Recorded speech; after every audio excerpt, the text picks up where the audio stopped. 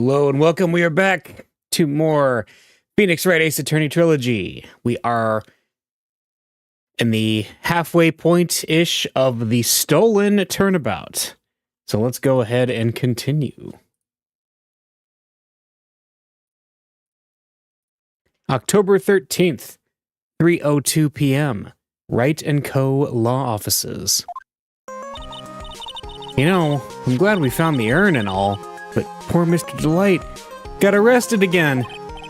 Well, supposedly, Mr. Delight was in the CEO's office when the murder occurred.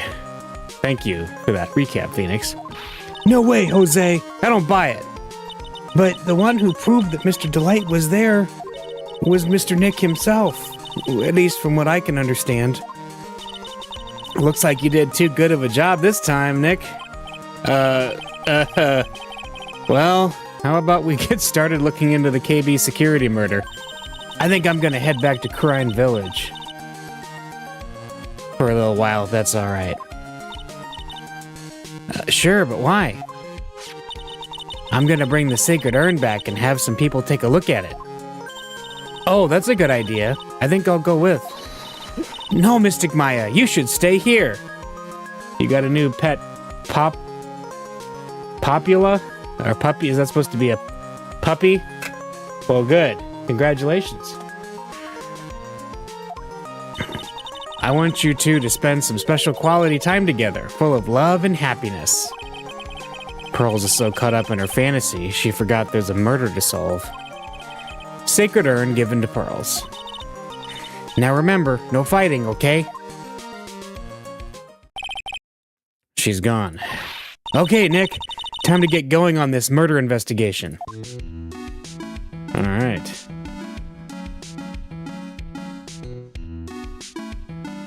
So...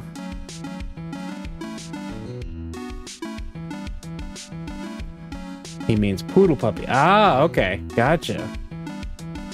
Very nice. 15 minutes late, no pre-stream. You didn't know the camera was on the whole time? What kind of content is this? That's right. Camera was on, huh? It was on the whole time. Hello.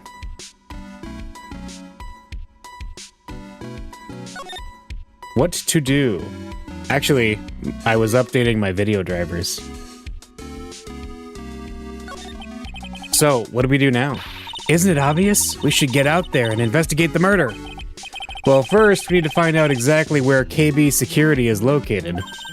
Hey, why don't we ask Miss Delight? She should know. Besides, I want to ask her some stuff about motorcycles. Motorcycles? You're not thinking of getting one, are you? I'm not the same little Maya who used to be happy with her dinky little bike, Nicky boy. Speaking of asking around, I've got a few questions of my own for Mr. Delight. Okay, well let's make sure to go to the detention center too. You must be relieved we got the sacred urn back, huh? You bet. But there's something a little different about it. You didn't notice? Don't at me, it's pretty obvious, isn't it? I mean, take a look at this. It clearly says I am on the urn in the poster. But the urn we got back says Amy, like it always used to. Oh yeah, you're right. Plus, the vase has pink splotches on it now. I'm sure they weren't there before. Maya doesn't know, but 1 year ago, when the urn was broken, the repairer accidentally turned Mystic Amy's name into I am, which makes me wonder what it was in Japanese. It might have been the same thing, though, because they do like their English. And that repairer was one mechanically unskilled little Pearls. But still, I don't remember ever seeing pink splotches on it. Is it possible that urn is a fake? I'm sure Pearls will find out about that once she gets back to Crime Village. Yeah, I suppose. Now that I think about it, Maya hasn't been back to Crime Village in a long time. Crime Village. So, I guess people still go to Crime Village to do their training, right? Yup. If you want to become a spirit medium, you need to undergo severe training. So why haven't you been training lately, Maya? Well... lately, I've been thinking of heading to a channeling dojo to do just that. A channeling dojo, huh? Ugh. Sounds pretty serious, whatever that is. If you're gonna train, you have to be serious. Otherwise, real tragedies can happen. Is what happened last year still bothering you? That murder in her village, it happened because the power of channeling was misused. When a medium uses the Kurine technique, she temporarily loses her own will. So when an especially strong spirit is summoned, the spirit medium can get taken over and even forced to commit terrible crimes. What's worse, in those cases, the spirit medium has no memory of what happened. Yeah, but that's not what happened. That murder, it wasn't your fault, Maya. You know that, don't you? Like, literally, it wasn't your fault. I proved that you weren't even channeling. I suppose not, but I guess I'm still a bit shaken up, that's all. It sounds like being the master of crime is going to be a heavy responsibility. That's right. Alright, so we can go to the main exhibition hall, the ATME Detective Agency, the Detention Center, or Damask's Hideout. Let's start with Damask's Hideout. Let's see if Larry's here being a creep again. October 13th, Damask's Hideout. Oh, Nicky boy, Maya. Miss Delight. All I wanted to do was help my dear Ronnie. Yeah, but I guess it ended up hurting his case. Don't say that, Nick. She doesn't need your help beating herself up. Hey, Nicky boy, please help Ronnie. He's not a killer. I swear, my Ronnie wouldn't hurt a fly. All right, I'll poke around and see what I can find out. Really? Are you serious? Oh, I'm so happy. I knew asking for your help was the right thing to do. I don't know what I can do to help anymore. I had no idea Miss Delight had such a vulnerable side. All right. Rondelite. Listen carefully, Nicky boy. My Ronnie would never, ever kill anyone. It's just not in him. I don't think he would either, Nick.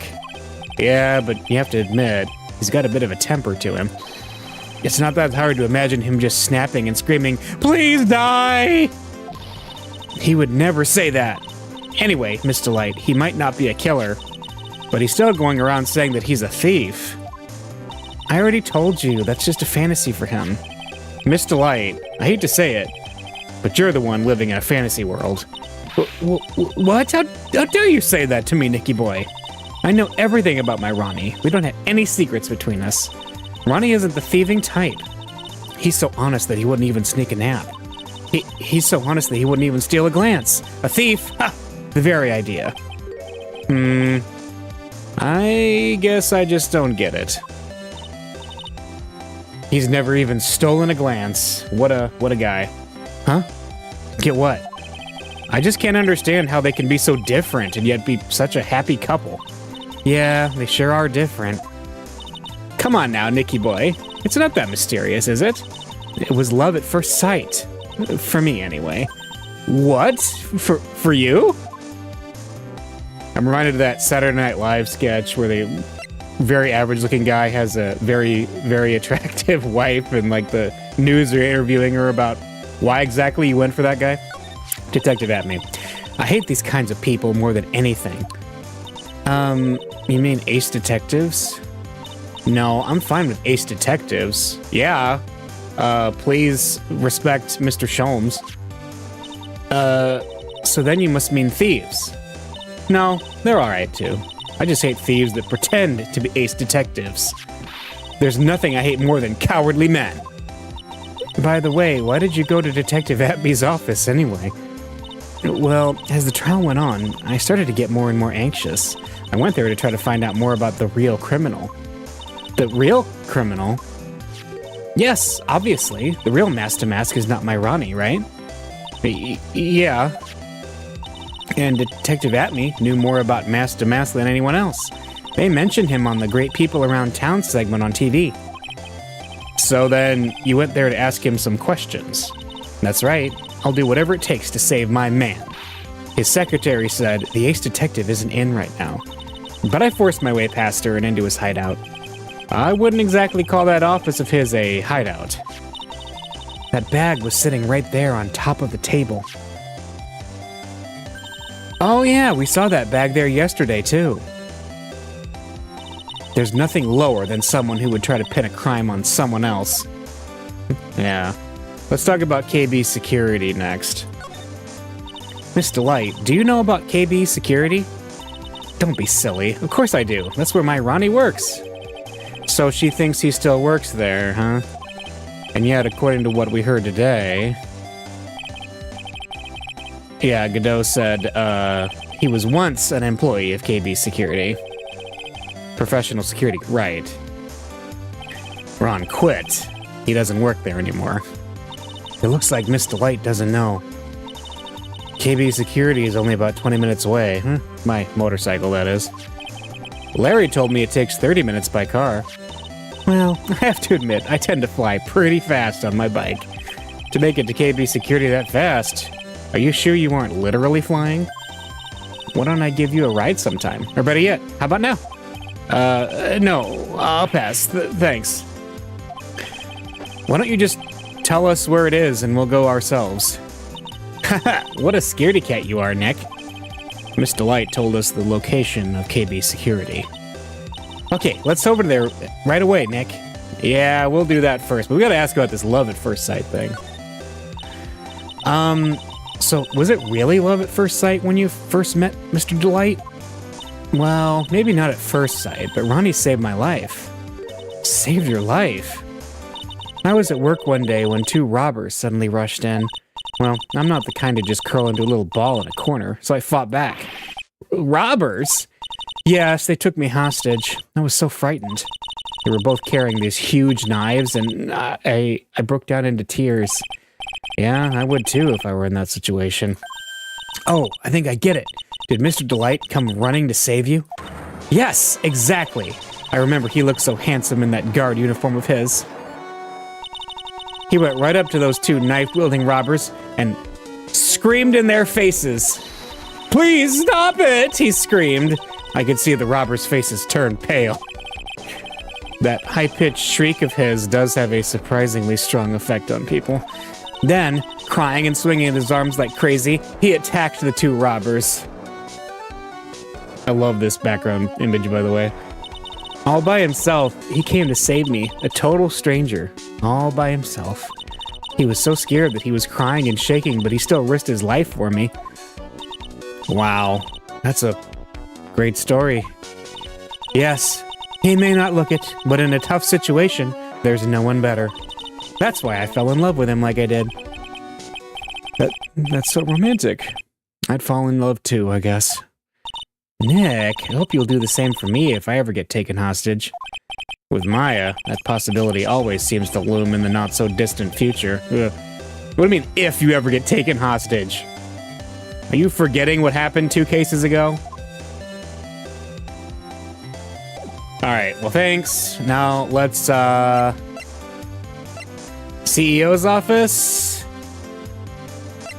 Yeah, let's do it. October 13th, KB Security CEO's office.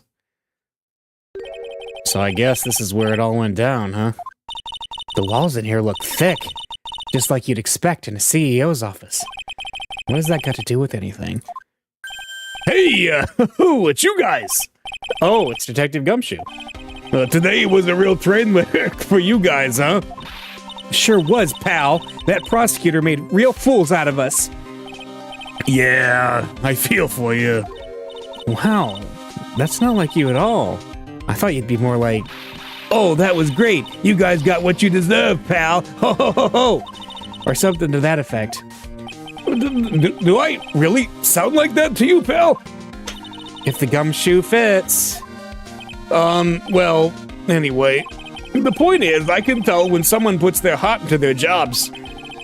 And I can sympathize when things don't go your way. Sometimes I feel like wrong's the only way things go for us detectives. Wow. I had no idea Detective Gumshoe was such a nice guy. You didn't have any idea? He, risked life and limb to save you from the killer. Now, if this little love fest is over, maybe we can start investigating. Alright. Let's look around. We can talk to Gumshoe in a minute. Wait, was he hanging out of the safe? This rope. You think it fell out of the safe when it was opened? I don't think so. So, you mean... Yeah, I think this string shows where and how the corpse was lying. You mean the victim, he was killed by being crushed by the safe door? She can't be serious, can she? Wow, this safe is unbelievable. I bet 4 pearls would fit in there. And it's got a bunch of doohickeys attached to it. It's pretty amazing, all right. Motion sensors, heat sensors, weight sensors. Hey, Nick, come on, let's open it up and take a look. If I broke into one of these, wouldn't that set me down the path to Hoodlumville? Yes, Hoodlumville. So let's see, it looks like he's got like archives over here. These look like some kind of bookshelf / rolling cabinet hybrid. Ugh, I can't get in between these 2 shelves. Don't strain yourself trying. Looks like the shelves are controlled by a special panel. So I guess it's 1 shelf at a time, huh? Looks like they're filled with bunches of files. Yeah. Files filled with data about security jobs they were hired to handle. It'd be a good night's reading, if you've got insomnia. I was hoping for something a little bit more exciting, like UFOs or something. Yes, he has info on aliens. What do we got here? Check out this big, thick binder here. Leave the heavy lifting to me, Nick. Reading a file isn't exactly back-breaking work. Just a little hard on the eyes. What did you find out, Nick? This file. It's not about any sort of security operations or anything. This huge file is all about Master Mask. It's filled with info on him. What? What kind of info? It's filled with incredibly detailed information about his methods and the crime scenes. Hey, Nick, look at the last page. It's a list. Let's see. The Tier of Eminon, $100,000. This looks like a list of all the treasures that Master Mask stole. So then $100,000 is the value of the stolen item? I don't know. That number sounds kind of low to me. I think I'd better secretly make a copy of this list.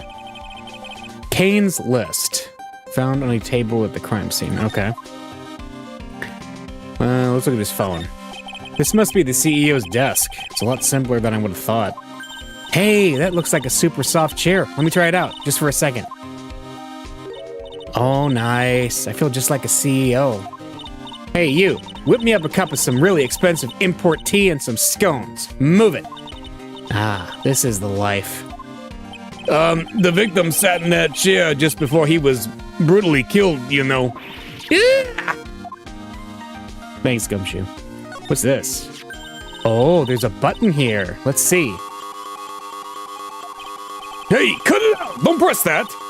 That was pretty funny. I never knew Detective Gumshoe could jump like that. What is that button anyway? It's an emergency buzzer. It says it right there on the panel. Oops, you're right. It's written right here. Nick, how many times have I told you to read the instructions first? This alarm's connected to the basement guard room. It's used to summon security up here. Really? Then it's possible on the night of the crime.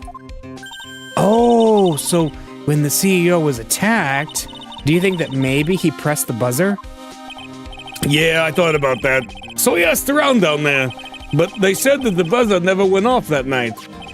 Also, we couldn't find any fingerprints on the buzzer. Mr. Bullard, the victim, wasn't wearing any gloves, by the way, just so you know. I think we'd better go and talk to that guard about this emergency buzzer. Alright, connected to the basement security guard office. There are no fingerprints on it. Interesting. Picture. Wow, look at that huge framed photo. Tall mountains rising majestically against a dark and cloudy sky. There's a title written on the bottom of the photo. The greatest sunrise of my life. This is it? This was his best sunrise? Either this guy didn't get out enough, or he had really rotten luck with the weather. Maybe if he'd lived a little longer, he would have seen some better days. I don't know. Let's see. Is that everything in this room we've seen so far? I think it might be. Let's talk to Gumshoe now. What happened?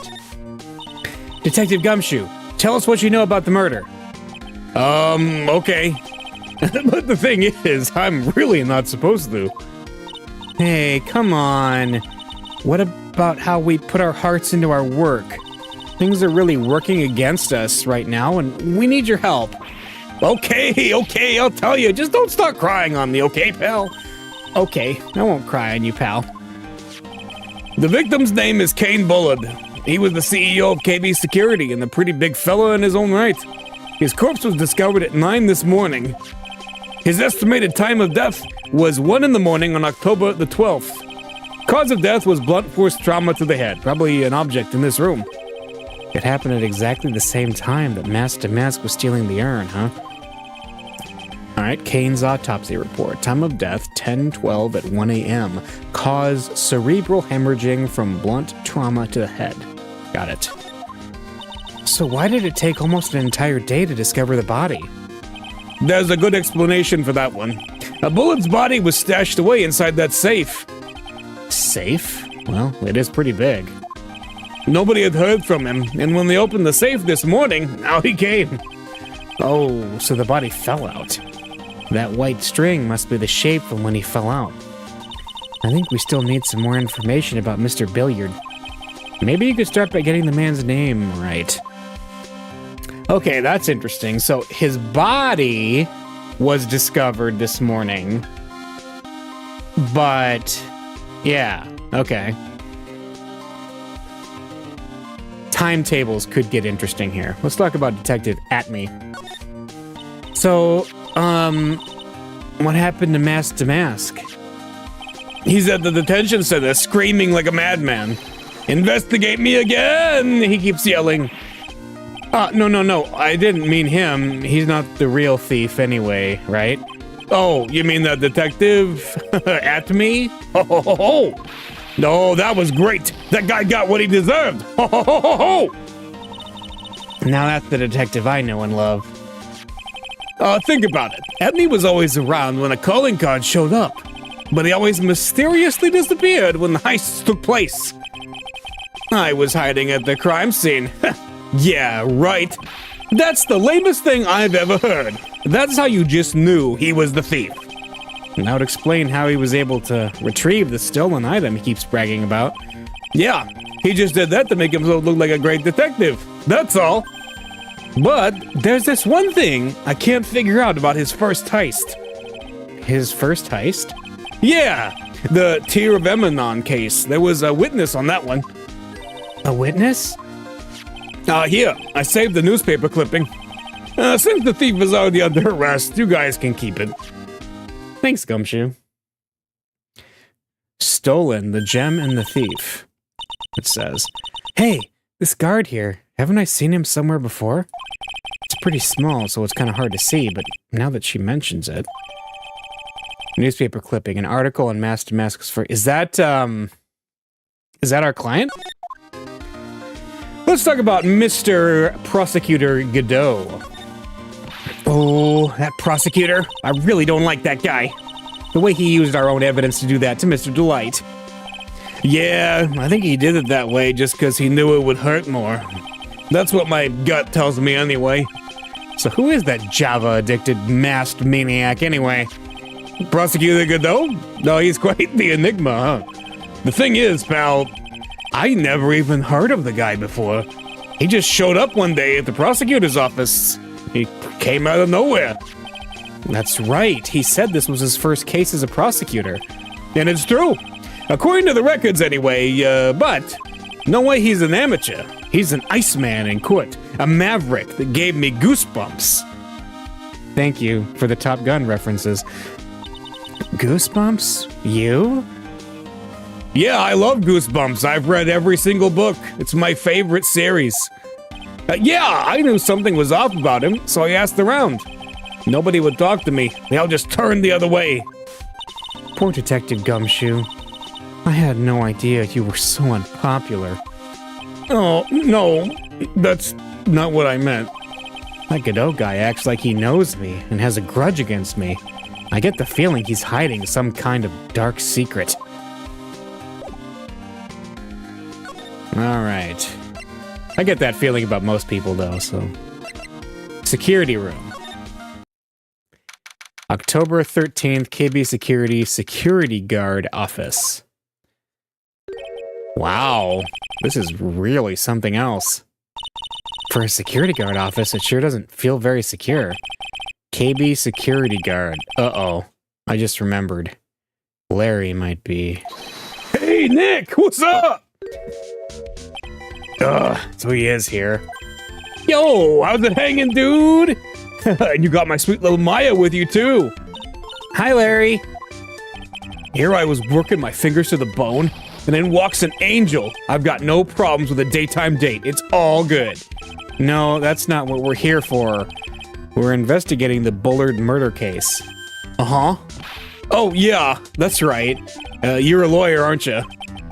He's so hopelessly clueless. Well, if it's about the murder case, boy, have I got some good info for you. Really? What is it? Well, I don't mind sharing with my sweet little Maya, but Nick here is a different story. But Larry, I thought you two were old school buddies. That was then, and this is now. Okay. Let's talk, Larry. Larry, have you sustained any sort of serious head injuries between the first game and this game? That would explain your absence in the second game. Alright, good info. So what's this good info you were talking about, Larry? Hey, I'm a guard, a pro. I can't just give away information for free. He wants a bribe? I thought professionals were more, I don't know, honest. Can you talk to him, Maya? Larry, tell us already. What's the good info? Hey, I like that. This kitten has got some claws. Okay, you really want to know? Yes, so tell me. Okay, so the thing is, Rhonda Light was an employee here. And naturally, since I'm a pro, I looked into his background. Follow me? Yes, you're a pro. I follow you. Go on. Well, 1 year ago, Rhonda Light was fired. And there was no warning at all. It just happened all of a sudden. I know this is a small company, but I think that was pretty awful. I guess he must have done something bad to have gotten fired like that. Like maybe skipping out of work to go pick up hot chicks or something. No, that's just you. Alright, security guard. So what is it like to be a part-time security guard? Let me tell you, it's tough. Well, you know me. I get by alright, I guess. First, I have to keep my eye on these monitors all the time. Monitors? There are security cameras set in each room around the building. It's really hard. Sometimes I feel like my eyes are gonna fall out. Oh. And if I see something suspicious, I have to contact one of the teams. What teams? The security teams for this company. They're supposedly the best in the business. But I'm no amateur either, so if it's something small, I don't bother calling them. So in other words, you basically watch TV screens all day long. Alright, the night of the crime. You were in this office when the murder took place, weren't you? Why do you say that? This is just a part-time job for me, and I can't operate the equipment, and I'm dumb. Even if it is part-time and you are dumb, you're still in charge of security here. Hey, give me a break! Don't try to pin the whole thing on me! That's not fair, Nick! Huh? I don't think you can expect someone like him to take any responsibility. Anyway, the point is, you were here that night, right? Oh no, he's gonna psych lock on us! Oh no, I knew something smelled bad, and it was the butts, after all. Well, it's like I always say, that was then and this is now, okay? Looks like I'm gonna have to break his psych locks after all. Alright. Let's look around the room. What do we got here? That's my partner's seat. Your partner? Well, that's what I call her. She's my superior, actually. Kind of a weird old lady. There's tea spilled all over that machine, you know. Oh, don't worry about it. Just the other day, I spilled some chocolate milk on mine. Still works fine, more or less. They really know how to build them, I guess. Huh. A weird old lady, huh? Interesting. What's this? Hey, Larry. That's your jacket, isn't it? That's right. Did you know you hung it right on top of some kind of lever? Yeah, sure. I was told to never ever touch that letter. She scowled and huffed at me. Something terrible will happen if you do. Got it, Greenhorn? So why hang your jacket on such an important lever? Because it got me curious. If the jacket's weight pulls that lever down, that's what they call an accident. Doesn't the suspense just kill you? Don't you want to know what'll happen, huh? It's true. It's killing me too. What about you, Nick? Yeah, but for a different reason. What's this? Something is written on this poster in fine print. A guard's 5 commandments. Wow. This sounds serious. Let's see what it says. Number 1, obey thy superior. Number 2, respect thy superior. Number 3, smile at thy superior. Number 4, salute thy superior. Number 5, buy donuts for that superior upon command. It's signed Wendy Oldbag, head supervisor. She's one tough old bird, let me tell you. Cross her and you come face to face with her real, genuine ray gun. Yeah, sounds scary, all right.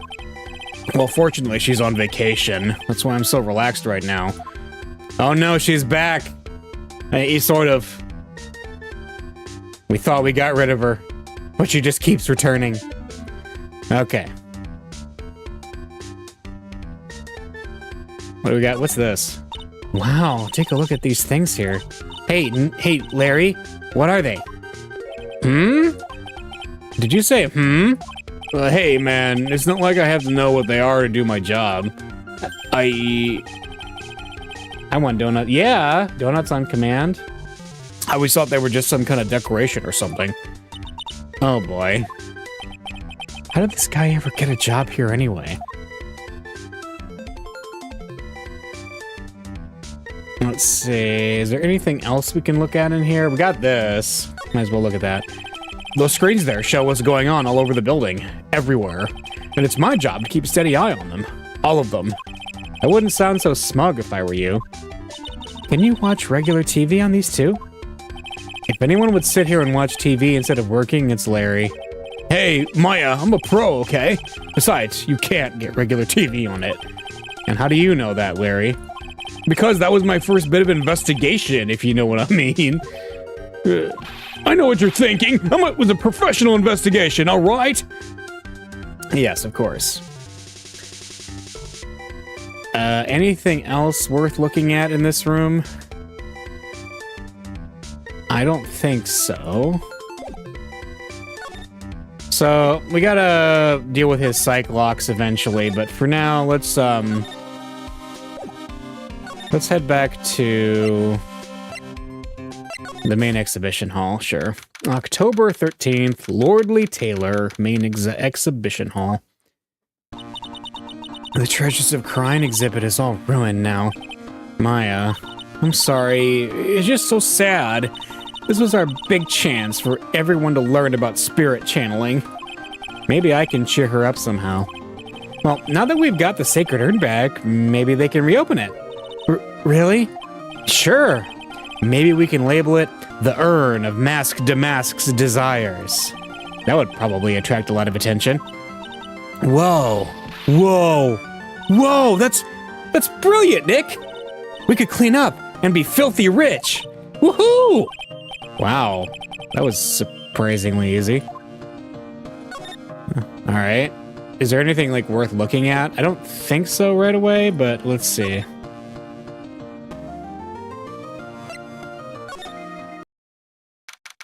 October 13th, Lordly Taylor, basement warehouse.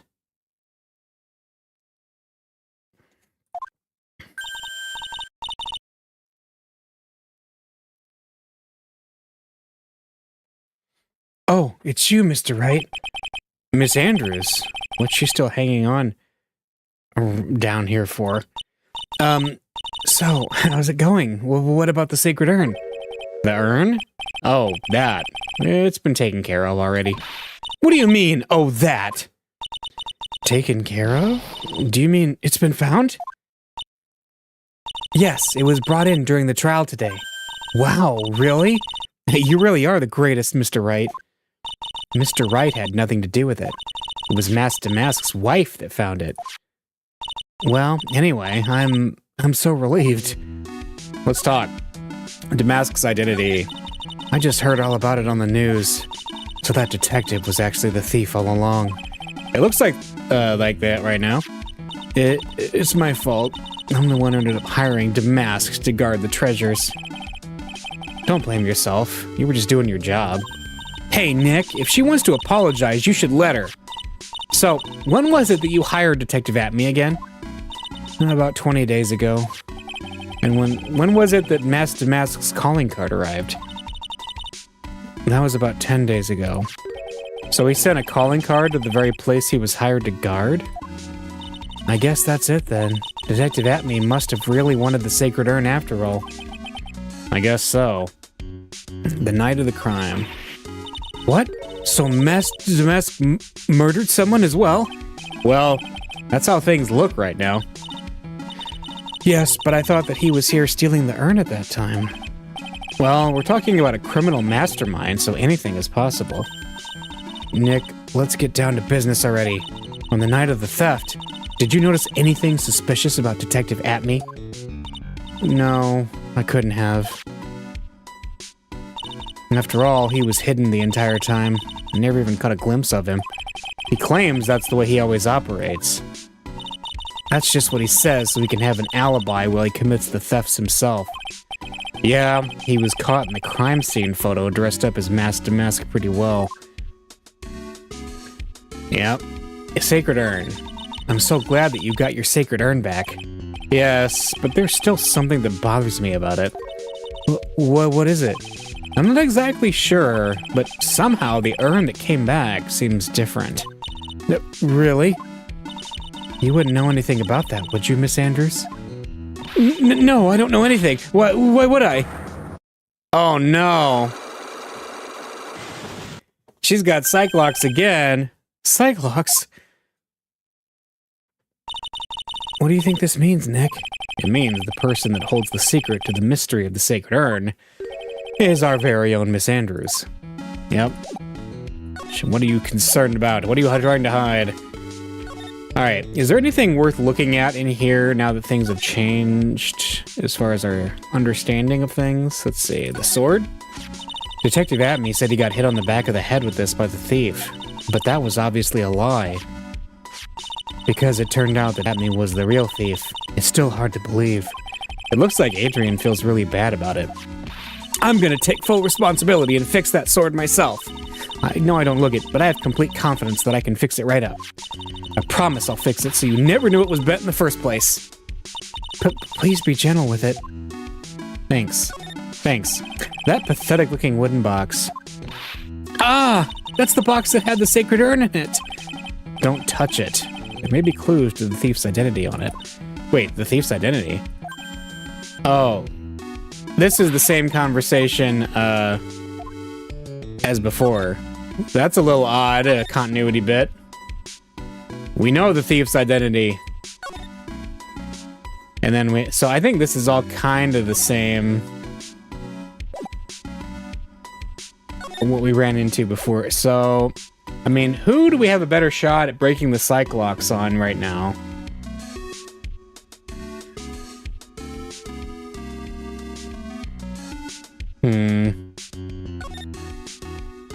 Oh, wait a minute. I forgot. Look, a ladder. That's a step ladder. So, what's the difference? You need to stop judging things based on narrow-minded cultural assumptions, Nick. Right. Sorry. Why do I feel like we've had this exact same conversation before somewhere? Thank you. Had to get that in there.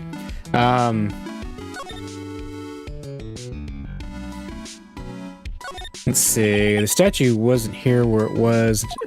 Just gonna skim this to make sure. Probably Masked Damask. Yeah. And then there's the...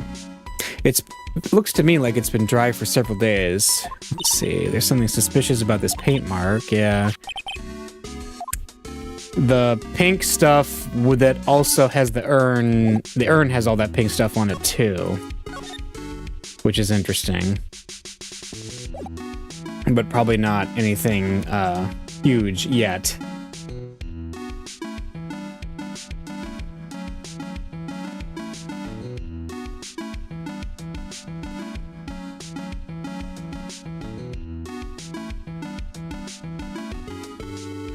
All right, just kind of, let's see.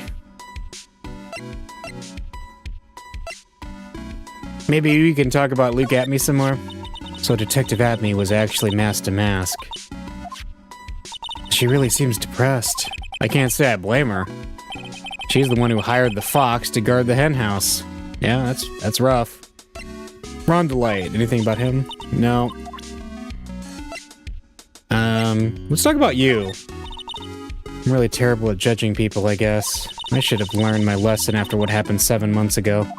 But I didn't. I got taken in by this flim-flam detective. Don't feel so bad. After all, we're here to help. Yes, Mr. Wright is a really wonderful man, isn't he?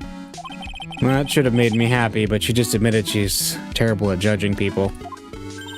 Oh, come on. I can tell you're happy anyway. That's nice. I'm glad you don't have any hard feelings after I accused you of being a murderer several times. Let's see. Do you know anything about Godot? No? Okay. Well, I think for now, let's head back to KB Security. I keep forgetting about presenting profiles. It's kind of de-emphasized in later games, so... Let's see, the Atme Detective Agency. We haven't been here yet. October 13th, Atme Detective Agency. Whoa, this place is literally crawling with cops. What did you expect? They know he was actually masked mask. This must be incredibly embarrassing for them, don't you think? Yeah, I guess they're trying to make up for it by tearing the place apart. Hey, I just noticed. Gumshoe was nowhere to be seen. Well, he is a homicide detective. He's probably working on the murder case. Matter of fact, we actually know that. Because we ran into him. I'm guessing the game assumes you're going to come here before you go to KB Security. Wasn't he in charge of those mask-to-mask investigation all the way up to yesterday? Well, a murder case is a lot more exciting, isn't it? He'd say something like, "There's nothing like a good murder case, pal." Points for the quality of the impression, but I'm not sure Gumshoe has bloodlust, Maya. Yeah, what? Why was Gumshoe investigating a theft anyway? Do the police just, like, do everything individually? That would make sense as to why there's some serious problems in the legal system in this universe. All right.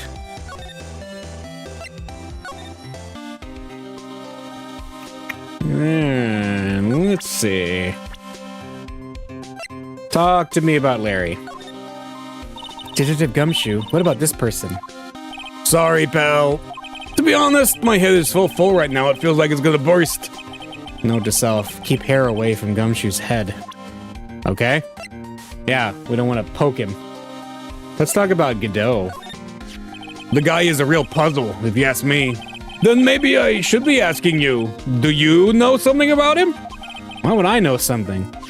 Well, it sure sounded like you two knew each other from the way you acted today. It's Mr. Godot that acts like he knows Nick, not the other way around. Exactly. You'd think I'd remember someone like him. I still say the whole thing's a bit suspect. Are you saying Godot is sus? Let's see, look at me. I always knew there was something suspicious about this guy.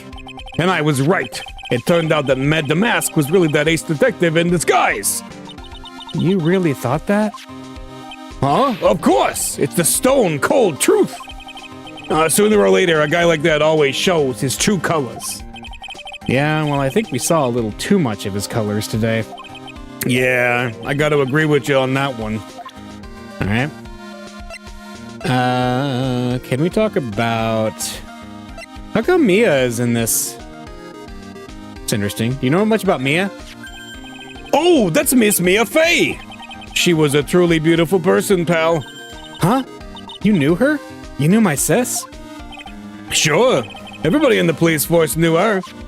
We all lost a great friend that day. I just got something in my eye. I'm not crying. Wait, you didn't really react, though, when you found her dead body a couple years ago. What up, Maya? You're such a familiar face to me now, you know? And now that I think about it, you're the real victim in this case, right? But for some strange reason, it's hard to think of you as a victim, pal. You're darn right I'm the victim. That was our most precious treasure. You know, pal, I think I know why you can't think of you as a victim ever. Yeah. Phoenix Wright. Pretty goofy looking face, if you ask me. Hey! What are you doing carrying that around with you anyway? It's not like we ever need it. She's got a point. Hey! Hey. Yes, we did need it. We needed it to prove that I was the one who had my hand on the urn in the last case, or in the last trial. So don't go saying stuff like that, Maya. She doesn't know anything about Desiree. What about Adrian Andrews? No? Alright, we'll talk about Kane Bullard. Detective Gumshoe, tell us more about Mr. Shane Bluebard. That's Kane Bullard, not Shane Bluebard, pal. Oh, yeah. The victim in this case just doesn't make much of an impression on me. Well, you were the victim up until Mr. Bullard was found dead. Yeah, and his body wasn't discovered until this morning. Anyway, we don't have enough information yet. Can you help us out? Sorry, I'm actually a little confused myself. For some reason, just blabbing like an idiot right now. Okay, Nick, now's our chance to get more info about the victim, so hurry up and ask. Alright. Did that unlock some new conversation options, I guess? Oh yeah, look at my badge. Here, take a look at my attorney's badge. Are you still showing that cheap little thing off? A real man keeps his mouth shut and carries a suave police badge, pal. Okay. The victim. Can you tell us some more about Mr. Bullard? He was the CEO of KB Security, right? What kind of company is it anyway? Well, the company basically sends security teams out to buildings to guard them. Mr. Bullard must have had the chance to learn a lot of secrets doing this kind of work. Oh? And? And I don't know how to put this, but the guy was kind of a money grubber. Really? Me too. I just love money. Can't ever get enough. Please stop leaning in towards me like that. You aren't getting to my wallet. Anyway, it looks like he did some pretty shifty stuff to earn his millions. Oh, so that's my problem. I need to be shiftier. Let me go already. Apparently, he was involved in selling trade secrets between rival companies. Oh, that's pretty dirty and underhanded. Yeah. KB Security used to head security operations against Mask the Mask. What? Really? Yeah, and after screwing up so many times, the company's reputation really took a nosedive. So it really was Bullard who sent Ron the blackmail letter, huh? Interesting. Huh. That's interesting information. Alright, let me go back to the security room, I guess.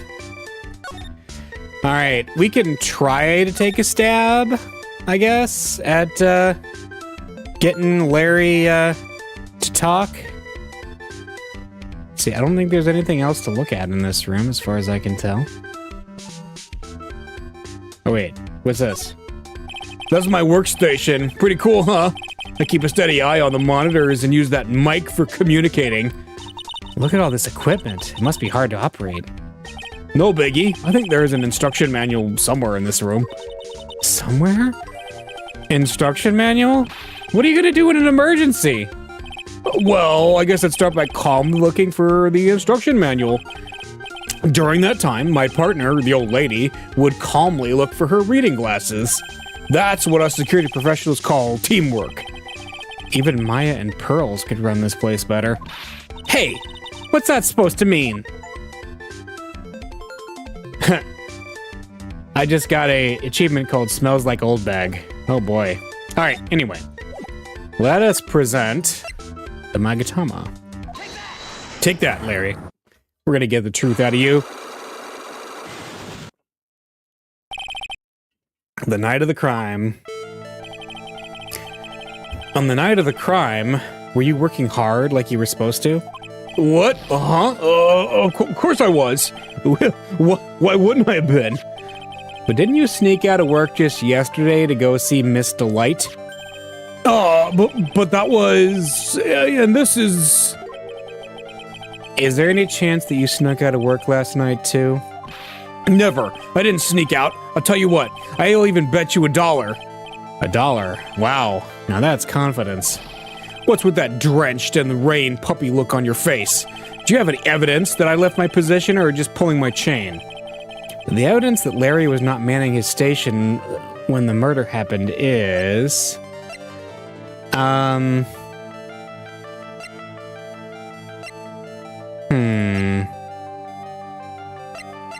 Do we have evidence for that?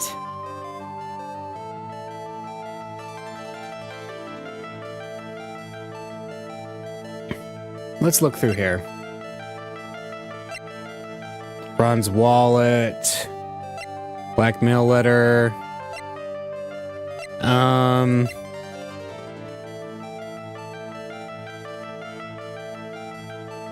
Oh. Yeah, he would have noticed this, wouldn't he? This is it. This is the key card to the CEO's office, right? I have no idea if you have any evidence. Yeah, well, looks like we found it, though.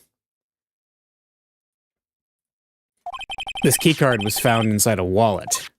This wallet. You know about this, right? I've never seen it before. Liar! You hand-delivered this wallet to Miss Delight just yesterday. Oh, give me a break. You can't expect me to remember every little thing that happens. Well, I do expect you to remember something that happened just yesterday. Yeah, he found it at around 1 in the morning, right? 1 o'clock in the morning?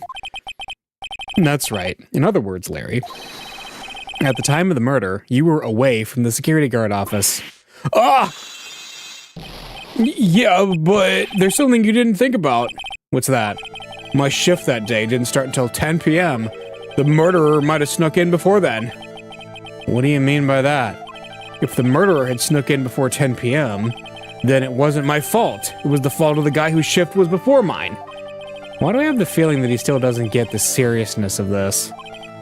Listen up, Larry. We know beyond a shadow of a doubt that the killer snuck into the CEO's office after 10 p.m. during your shift. It's because of the timestamp, right? Where was that said? That it leaves a timestamp. And no.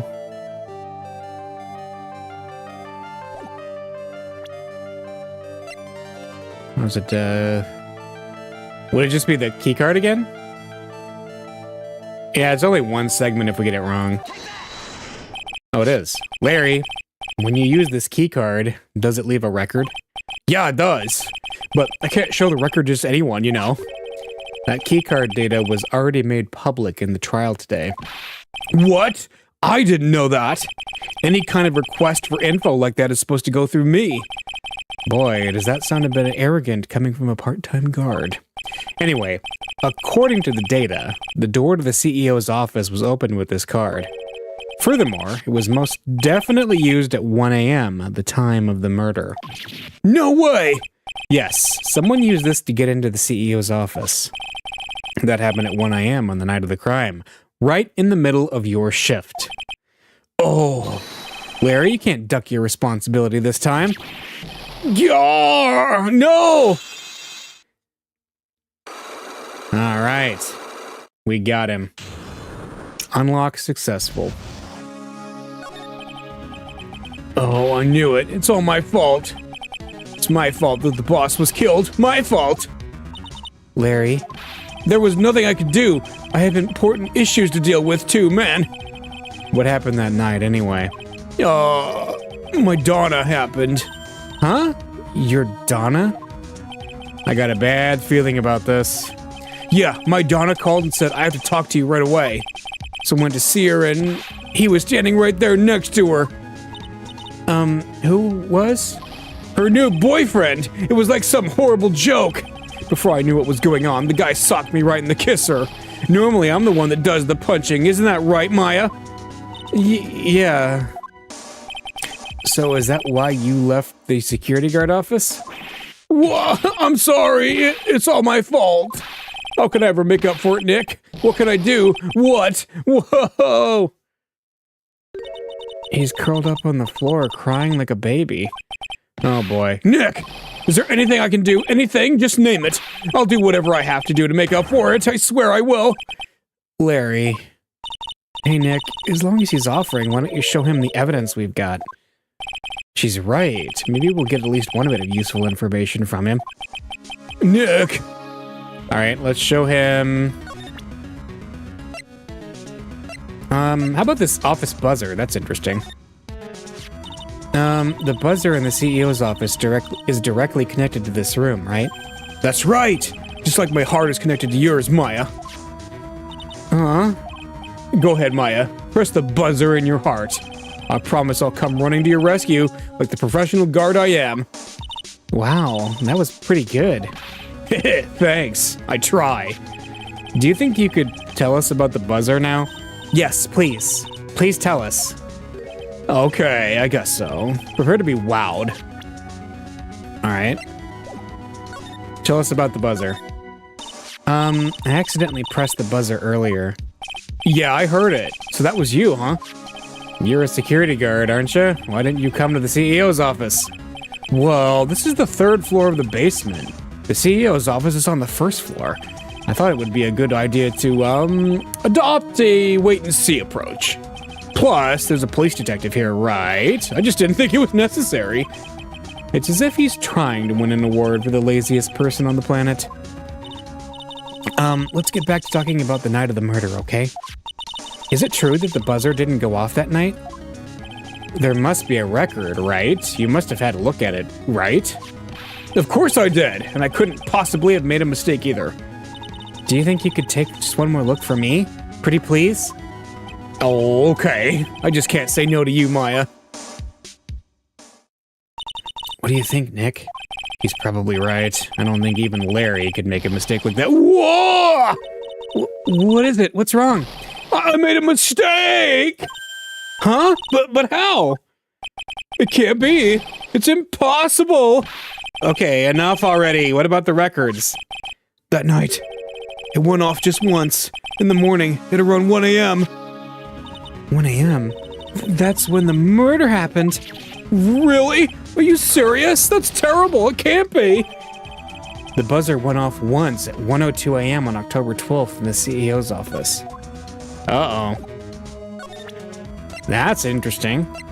Can we present it to talk about it more? You guys have really made me reflect on the way I've been living. But the only problem is, with all this reflecting, where's the time for love? Frankly, I think reflecting is a bit overrated, you know. What are you going on about, Larry? Plus, do you honestly have any new info on the buzzer record? Huh? The record? No. Nothing at all. This guy reflects about as much as a piece of black carpeting. Yeah, okay. Interesting.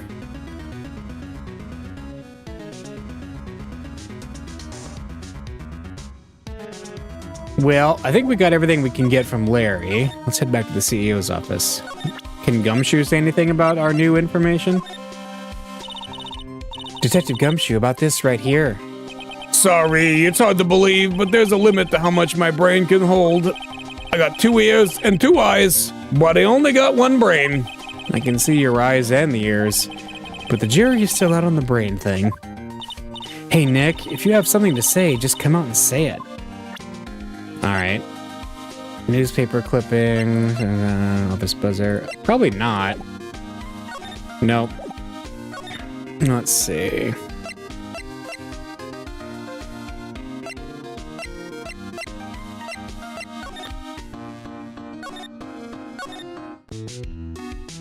And let's move around. We got that. So, we know we have to break Adrian Andrews's,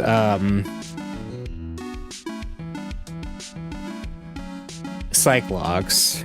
What else we have? Oh, we have not been to the detention center yet. Maybe we can go there. October 13th, detention center, visitors room. Ah, Mr. Wright! Mr. Delight, did they finish their interrogation? Yes, but please don't leave me alone anymore! Mr. Delight, you lied to us before, didn't you? Well, you see, On the same night, the sacred urn was stolen from Lordly Taylor department store. A blackmail letter, you got summoned you to KB Security to hand over some money. And then, that's where the CEO, Kane Bullard, was murdered. But, there's only one Ron Delight, am I right? So the only question is, where were you that night? This time, I want to hear the whole truth. Your life depends on it. Okay. Let's see, Mask to Mask. Mr. Delight, do you still insist that you are Mask to Mask? Isn't that what I've been saying since yesterday? That was a quick response. Tell me about it. To be honest, it's starting to get irritating. But listen, Mr. Delight, at the trial today, we learned the true identity of the thief, didn't we? Yeah. Take a good look, everyone. Unable to find a rival worthy of my genius, I was forced to create one by myself. Here I am, the tragic clown. I guess it's true. I wasn't the one who stole that urn. Of course not. After all, you were at KB Security at the time. So then the person dressed up as Mask to Mask in this photo, it's gotta be Detective Abney. Yeah, the night of the crime. So that night, you didn't go to the Lordly Taylor, you went to KB Security, right? Yes, I went to KB Security at the time the blackmail note said I should. All right, what happened next? Well, I used to work there, so I know where the CEO's office was. I knocked, but there was no answer.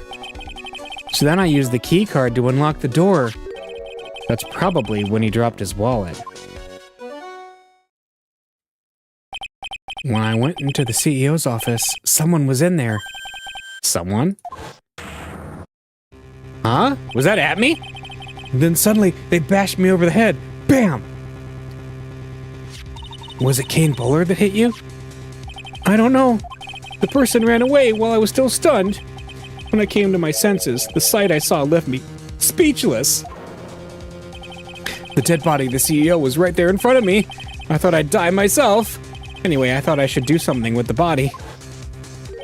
So that's why you put it in the safe? Yes, that's right. I used to be the chief of one of the security teams, so I knew how to open it. Okay, and what did you do after that? Well, I got out of there, for starters. I was the one who set up the security cameras in that building. So I knew how to avoid being spotted by them. I am not dummy thick. Nick, all of a sudden, Mr. Delight kind of sounds like the murderer to me. Please don't say that. Yeah, why were you fired? That's actually a good question. I want to know why he was fired. Mr. Delight, is it true that 1 year ago you were forced to quit KB Security? How did you... I'm begging you, please don't tell Desi, please! Don't worry, we haven't told anyone yet. Phew, thank goodness.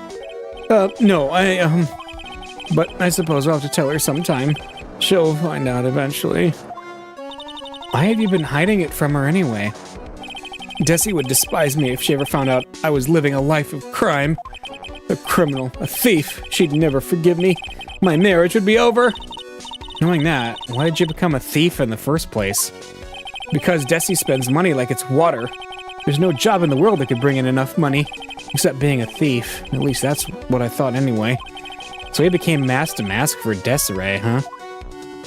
Okay. Let's talk about your wallet.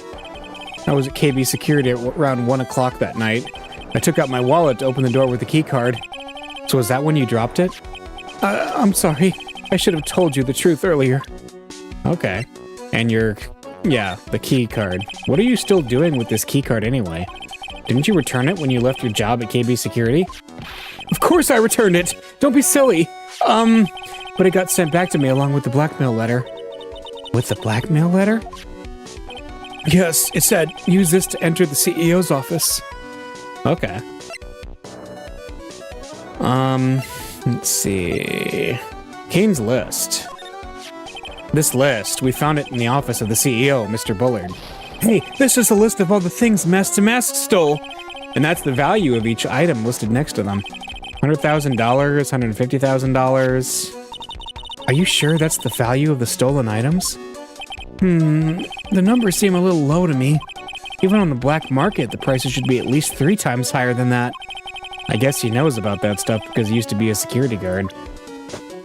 And the office buzzer. That's the emergency buzzer from the CEO's office.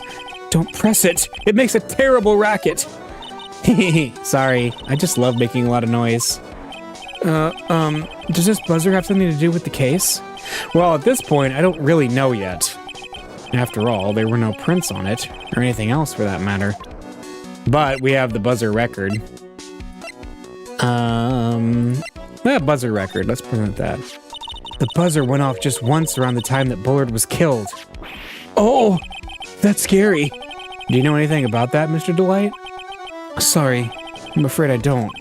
Why am I not surprised by how clueless he is anymore? Yeah, the newspaper. Oh yeah, the first heist. Is that him in the background? Hey, this is an article about my debut heist. Boy, that was a tough one. Before I knew it, they were hot on my trail. But Master Mask, he must have gotten away, right? It says in the article that he disappeared. That's right. I got a sudden burst of inspiration. I hid my Master Mask costume in a nearby plastic bucket. Then I quickly changed into my security guard uniform. Pretty clever, huh? Wow, awesome. Hey, hold the phone. The guard in this photo. Is this you, Mr. Delight? That's right. Nice trick if I do say so myself. Nice and easy to figure out. Even Pearls could see through that in a heartbeat. Alright, the guard is Ron Delight. But as you might expect, Detective Atme found the disguise. He truly deserves the title of Ace Detective. Detective Atme found the Master disguise? Huh. That's interesting. Yes, and I heard that he brought it home with him. So that's it. That's when Atme got his hands on this. Thanks to that, I got the chance to remake my costume. That must have been really time-consuming, huh? Yes, it took quite a while to complete. Anyway, a few days after that, I received the first of the blackmail letters. Blackmail letters? You got them starting when? Tell me more! Now! Hey, calm down. Don't get so worked up. Yeah, what? This blackmail letter, is this the first one you got? Oh no, of course not. But this is the first one that ever called me out to a specific location. So, did you start receiving blackmail letters after this incident? Yes, just a few days after the Tear of Emanon heist. That first letter, it said, I know you did it. So someone found out about your true identity? Just like that? It's not easy being a master thief, you know. I've got proof that it was you, so give up, it went on to say. So in the end, I had to give up the treasure I went through all that trouble to steal. Is that right? Hey, hang on a second. What do you mean you had to give it up? Oh, don't worry.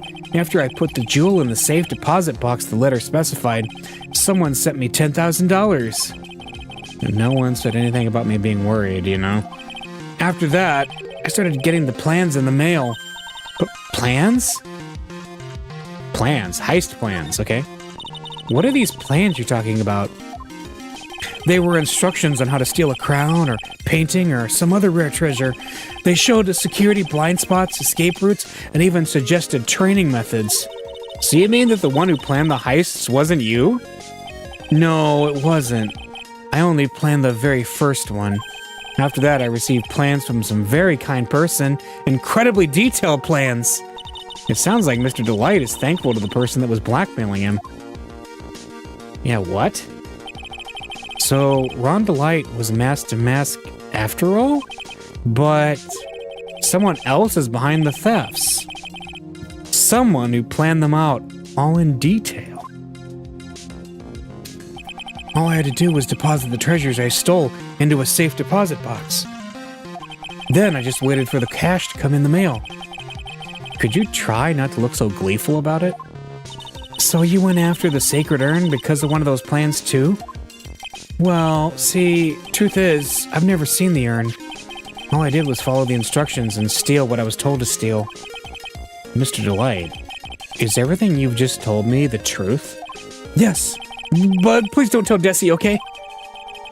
All right, Ron's testimony. From Damask's second heist on, he was stealing as directed by blackmail letters. Ron, before we go, there's one more thing I want to ask you. Yes? Well, please don't hurt me. Mr. Kane Bullard, do you swear that it wasn't you who killed him? Yes, of course. I could never. I'm not lying. All I did was hide his body in the safe. But then I was afraid they'd discover what I did, so I turned myself in yesterday. Why? Well, if the judge had ruled that I was guilty of robbery, then I'd have an alibi, right? I guess so. You're really clever, Mr. Delight. I guess I have no choice but to take Mr. Delight at his word, and the fact that a bunch of Cyclops didn't just show up around him. Mystic Maya! Hey, Pearly! I'm back! Hey, Pearls, so what have you been up to this whole time? The Sacred Urn, Mr. Nick. I took it back to Crine Village to have it examined. And? What did you find out? Well, there's no need to worry. They said it's the real urn. Whew. That's a relief. I was really worried. But there's one small problem. Problem? These cute little pink splotches, they said that it's paint, and that they were put on the urn recently. Why are we talking about the pink splotches again? What's the big deal? What's the big deal? We've got to find out how they got there. That's the big deal. Yes, Mr. Nick, we got to find out how they got there. Okay. We'll go find out how they got there. Please don't forget about me. All right, found in Atmy's office, covered in pink splotches, but it's the genuine article. Okay. Well, Mr. Delight, I think we're going to leave you for now. We should probably actually go to Wright's law office and then the exhibition hall. I think we're probably gonna have to go back to the basement. October 13th, Lord Lee Taylor, basement warehouse. Oh, Pearl, how nice to see you. Hello there. I haven't seen you around lately. What have you been up to? Well, actually, I was having this urn examined. Oh, I see. Maybe if we take another good look at this urn, we can figure out the mystery of what actually happened here. Nick, let's look around one more time. All right, let's see. There's the box. This box. There's something about it that's bothering me. That's the box that the sacred urn was in. It looks like there's some pink paint on it, too. And it's definitely the same color as the stuff on the urn. I think I know how the paint got on it now. All right, let's investigate again, Nick. Yep, urn box. Has pink stains on it. And then over here, there's a bunch of pink stains. Looks to me like it's been dry for several days. There's something suspicious about this paint mark. The bottom left part of it is shaped oddly, and it's shocking pink. Mr. Nick, could it be that this odd shape is... Yeah, I'm pretty sure this is it. Ah, that's the box the sacred urn was in. If you look here, there's a little bit of paint on the box as well. Wow, you're right. Look, it matches. What is it, Mr. Nick? This is all turning out exactly as I thought it would. Alright, the box of the sacred urn fits in the gap perfectly. I think it's all starting to become clear. We're that much closer to solving the mystery of what happened to the urn. Yep, and there's pink paint down here, but it won't let me look at it. I don't know if that's relevant. What about this? Looks like a part of a big signboard. All I can read is the burr. Oh yeah, hamburger. Yeah, we already did that. Spaghetti. Yep. Okay. So we got that. Did Adrian drop it? I wonder. Let's see if we can break her psych lock now. We don't have any... Yeah, we have Sacred Urn is still that, so let's go ahead and present the Magatama and see if we can break the psych lock. The Sacred Urn. Miss Andrews, do you know anything about the Sacred Urn? Do I know anything? I'm in charge of the entire treasure exhibit. The urn that was submitted before the court today, it's obviously not the same urn as before. Well, that's true. Maybe it isn't the same. It could be a fake. Oh my gosh, it's obvious what happened here. Saxnot broke the urn in order to awaken Cthulhu. Oh my.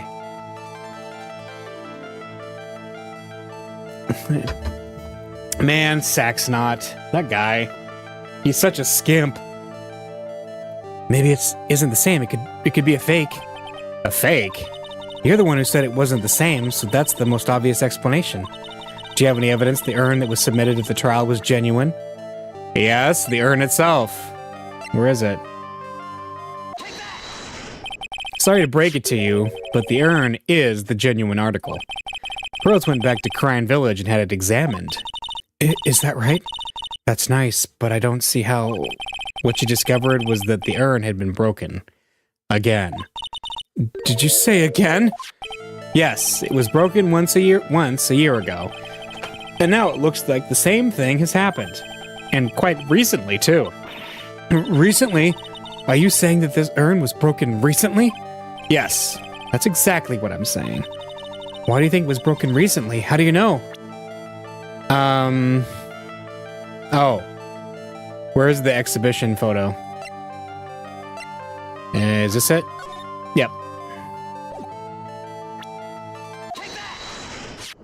This poster, it was made recently, right? Poster? The poster for the exhibit. At the time when this photo was taken, the urn said "I am" on it. But now, for some mysterious reason, it says Amy. When the urn was fixed, the letters were transposed. Ah! I am? What does that even mean? I don't know anything about that. I wasn't even there when the photo for this poster was taken. That was a mistake. Now, tell the truth. Wait! Even if the urn was broken, I had nothing to do with it. Huh? Yes, that's it. It must have been one of the people at the photo shoot. They probably dropped it. I'm sure that's what happened. Looks like she's not going to give up that psych lock so easily. Do you have any proof the urn was broken here at Lordly Taylor? Yeah, the box? Well, Miss Andrews? What is this supposed to mean? This urn has these pretty little pink paint splotches on it. And there's some on the box the urn was stored in, too. No matter how you look at it, the paint seems to be exactly the same, wouldn't you say? So? What does that prove? That the urn was dropped along with the box. That's when they both got paint on them. Are you with me so far? Yes. The rest of the story is obvious. This box was dropped right here in Lordly Taylor's basement warehouse. If I can prove that, it means that the urn was broken here too. So you can prove that? Can you prove that box was dropped here in the basement warehouse? Yeah, paint marks. I think you already know where I'm going with this, don't you? Yes, more or less. There's pink paint splattered on the floor and walls of this basement warehouse. But there's an odd shape imprinted into a part of the paint stain, am I right? Yes. If you put this box into the impression in the paint, you can see it fits perfectly. Which means this box was dropped right over there. And that is when the urn was broken. Your name you justice, Mr. Wright. Maybe you should get someone to work for you named Justice in the future. All right, secret urn. I'm so sorry. I was the one who broke the urn. Boy, does this make me feel like some sort of evil school teacher. I'm a terrible person. Not only did I break it, but I tried to hide what I did. Well, that's not so hard to understand, is it, Pearly? No, not at all. I know just how she feels. It happened about 2 weeks ago, just after the poster photo was taken, on the same day the urn arrived here. I thought I'd put it away down here for safekeeping. I was carrying it in the box. When I tripped on a paint can and lost my balance, the box I was carrying crashed to the ground. I heard a terrible noise and I thought my heart was going to stop. Fearing the worst, I opened the lid of the box, and that's when it happened. The broken pieces of the urn fell out of the box and landed right in the paint. I was in shock, and I let out a huge scream. I can totally see how that could have happened. Yeah, as clumsy as she is, I'm sure Maya understands. Well, I knew it was the most important treasure in all of Crine Village, so I tried as hard as I could to fix it. Fortunately, the shards were pretty big. And that's when the I am got changed to Amy. I didn't know how it was originally written, but any sane person fixing it would have assumed it said Amy. Any sane person? Really? Oh, Pearls. She said she wasn't very good at spelling. Anyway, I put the urn into the storeroom and no one had seen it then. So, broken and repaired by Adrian 2 weeks ago, then replaced in its box, kept out of sight. I mean, she did a pretty good job fixing it. But there's something I don't get. When we first came here, I didn't see any paint stains. Well, that's because it was so ugly and embarrassing. I used the golden statue to cover it. The Amy Faye statue. Aha! Amy Faye statue. The first time that we came down here, it was on the night the sacred urn was stolen. But Mr. Nick, there was no paint marks on the wall or floor of the warehouse when we were here. Well, there's a good reason for that. On the day of the crime around noon, that golden statue just happened to arrive from the mountain training hall. And I realized that the statue would be the perfect size for covering up the paint stains. That's why I put it where you first saw it. I see. Now it makes perfect sense. But there's still one thing I find strange. What is it, Pearl? The day after the urn was stolen, we came here again. At that time, the statue had been moved and the paint was clearly visible. She's right about that. Well, Miss Sanders? Huh? What? I don't know anything about that. I placed it there to cover the paint, so why would I move it again? Well, then who was it? Who would have done it, and why? These are the good questions. On the day before the theft, the statue was definitely closer to the door. Then the next day it was moved, but why? Interesting. So it was moved, carried into the basement day of the crime, moved again that night. Okay, that's good to know. The sword is the murder weapon. It looks like there's some connection between the sacred urn and the murder case. Why, Nick? Why do you think so, Nick? Yeah, the sword. There could be some weird stuff going on here with the two locations. Because that night, the real thief, Ron Delight, was at KB Security. So then why did another mask-to-mask show up here? A lot of different things are pointing to one undeniable fact. One undeniable fact? The murder trial is starting tomorrow, but it looks like that thief is going to be making another appearance. KB Security. Yeah, we got to figure out what happened at KB Security versus what happened here at Lordly Taylor. And I think we're heading into the next trial. All right, I'm going to save. And then I'm going to take a quick break. And then we'll get into the trial.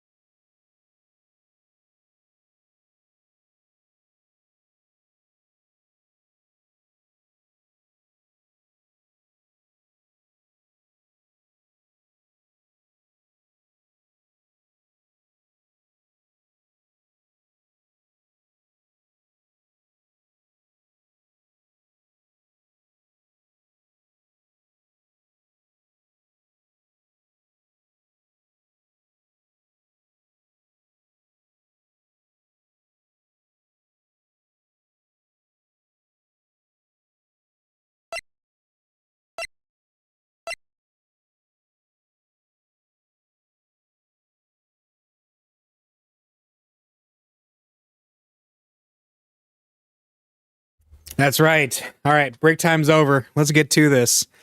We got a trial to solve. October 14th, 9:41 a.m. District Court, Defendant Lobby, number 4. Hey, Nick. What is it this time? You won't believe how many people are here for the trial. Well, it is a murder case. What are you talking about? They're here for the trial next door. Next door? Why don't you know this, Nick? They're having Detective Atmey's trial today. Detective Atmey? They say they're going to try him as mask to mask. Already? That was fast. Boy, I'd love to see Mask to Mask's trial. I know. By the way, where's Pearls? Who was that who said I know? Oh, she went back home. She said she can't neglect her training anymore. I know you don't like me. Pearls has really gotten into her training lately, huh? Yeah, ever since that incident last year. Please, don't ignore me! Oh, Mr. Delight, good morning. No one likes me. No one would notice me, even if I killed someone. Come on, don't be silly. Wait a second. You don't mean you're the murderer? No, I'm just a poor thief. No, wait, that's not right. A thief can't really be poor. Now let's see. According to Mr. Delight, from his second crime on, he was following a bunch of set plans. Plans that someone had been sending to him to help him commit the heists. Do you really think there's a connection between the thief and the murderer, Nick? It's possible, but today's trial is a race against the clock. Huh? How come? Let's just take our time like always. I'm afraid that's not an option. Huh?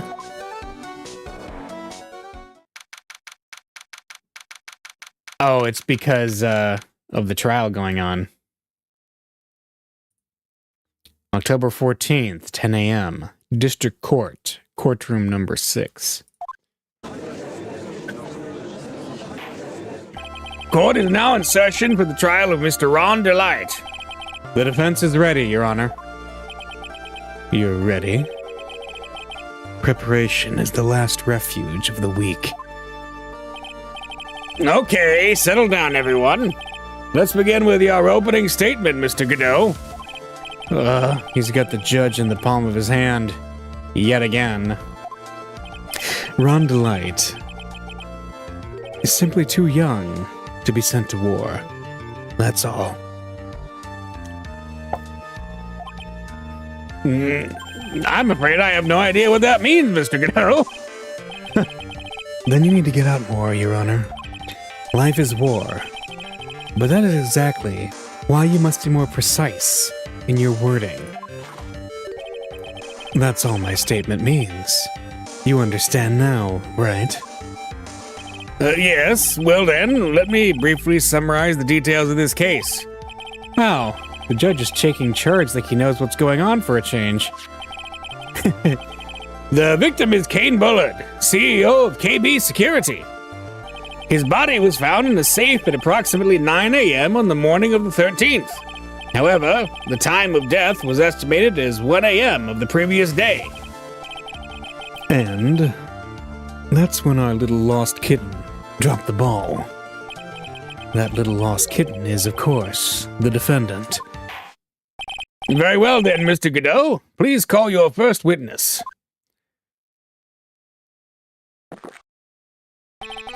I never drink more than 17 cups of coffee during any given trial. But the first one is always the best. Mr. Godot? Your witness? Okay, then. Let's hear what the defendant, Mr. Ron Delight, has to say for himself. The defendant? Well, Mr. Wright? Does the defense have any objections? It may be a bit of a disadvantage having the defendant testify, but, I remember when Mia was defending me. He reminds me of Agent... Yes, he's got that kind of Agent Cooper thing going on. if he had a crazy mask. She allowed me to testify so she could do the cross-examination. She put a lot of trust in me back then. We have no objections, Your Honor. The defense will allow Mr. Delight to testify. Ha! You've got guts, right? All right then, Mr. Ron Delight. Please take the stand.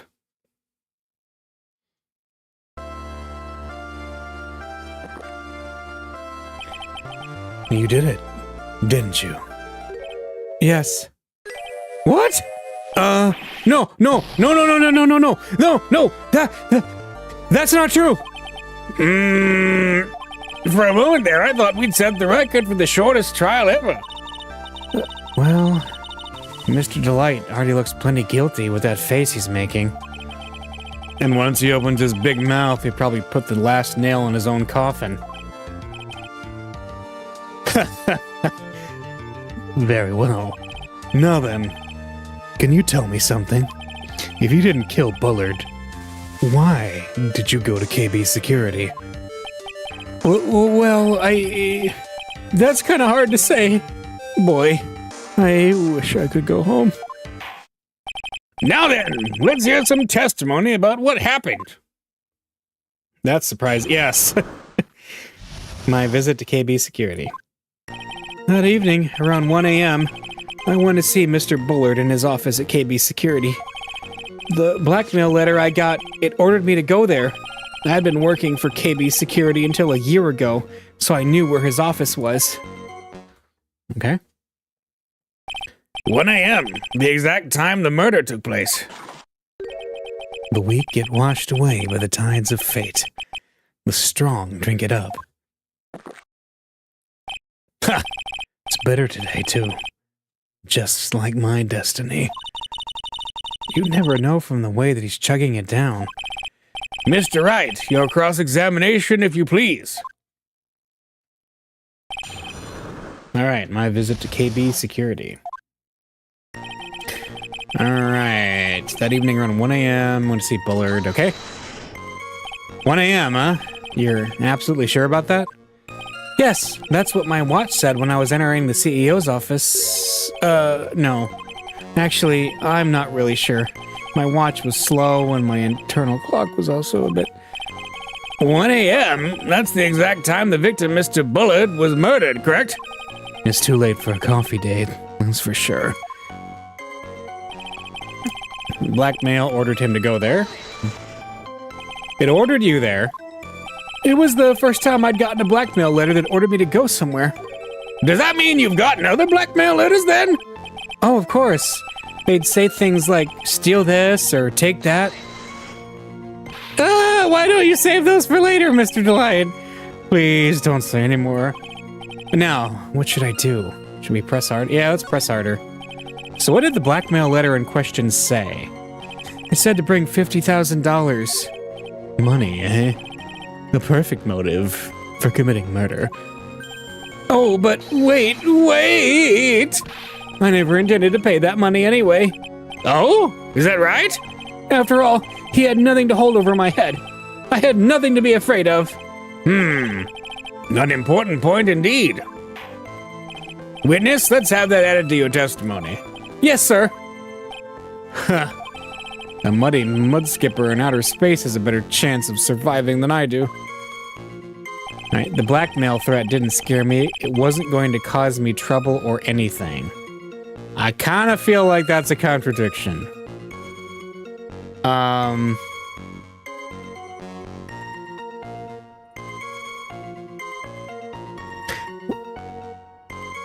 Blackmail threat. Wait. I'm trying to think. I mean, the obvious thing would be he doesn't want his wife to know.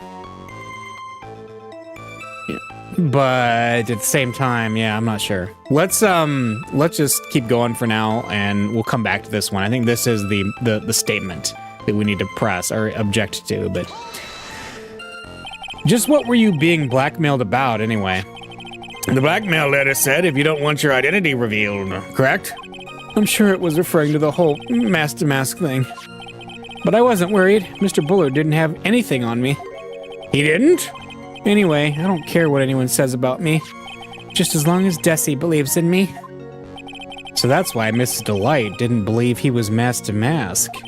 That's why I knew they were just hollow threats. Alright. I've been working for KB Security until a year ago, so I knew where his office was. You used to be a security chief for KB Security, right? Yes, that's right. A security chief? You?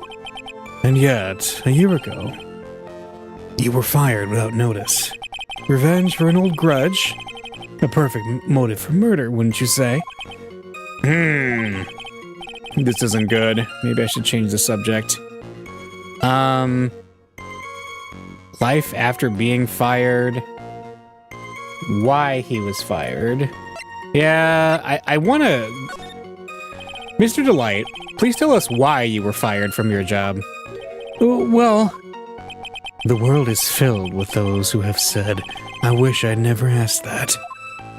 Okay, then I take it... Defendant, please answer the question. I needed money.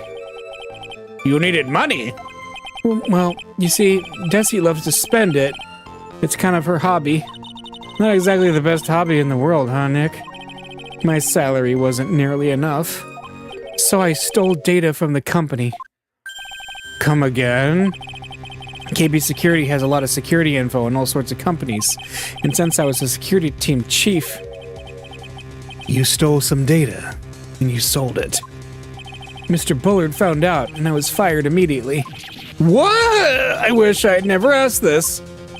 I was somehow able to keep it a secret. I made it seem like I'd quit on my own. What is it, Nick? You don't look so good.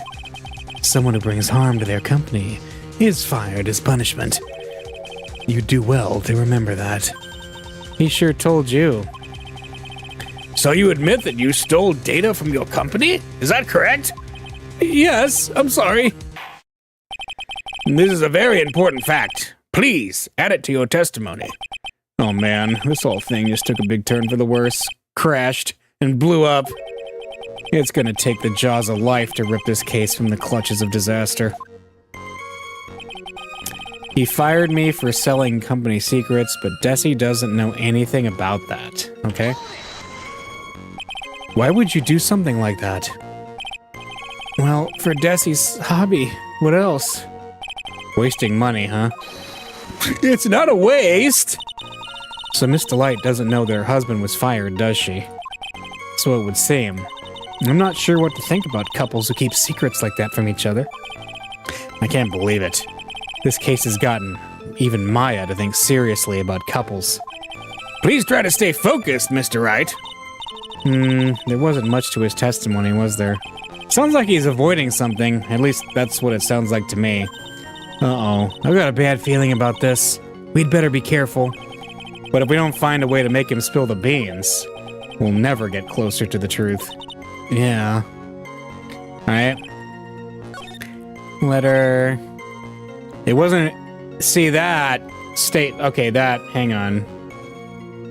I'm gonna present... Did we just present his wife here? Desiree? Yeah.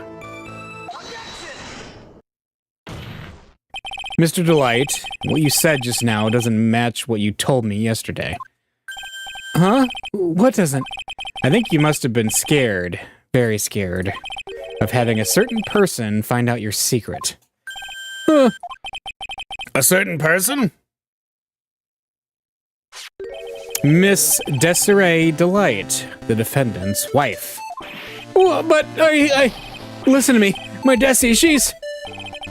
Looks like if I just sit back and relax, the fun will end before it truly begins. Godot. Yes, we know. It was all your wife's fault. What do you mean? Miss Delight stole company data to pay for his wife's spending habit, for which he was fired. Unable to face his own wife, someone used his dirty little secret to blackmail him. And that is how this murder came about. Oh, No, everything is falling neatly into place for him. Don't talk about my Desi like that, or you'll be sorry. Oh boy. Well, it seems that we've learned a great deal of things here so far. What do you think, Nick? I didn't think it was possible to get so thoroughly whipped in just 20 minutes. Clearly, there was sufficient motive for murder. He stole data for his wife, and he killed to protect his secret. A family man who cared just a little too much. The motive is clear. Let's move on. What happened at the crime scene at 1 a.m. in the morning, Mr. Delight?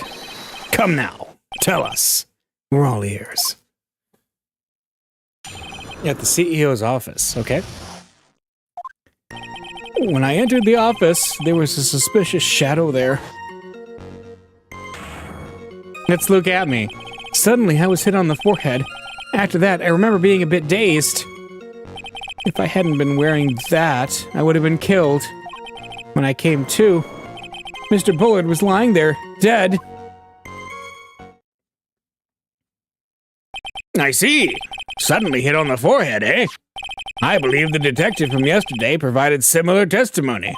He said that Mask to Mask struck him on the head from behind. Of course. Since Atme turned out to be the culprit himself, that was all a lie. Huh. No one's gonna believe a pathetic lie like that. What are you saying? I really was attacked.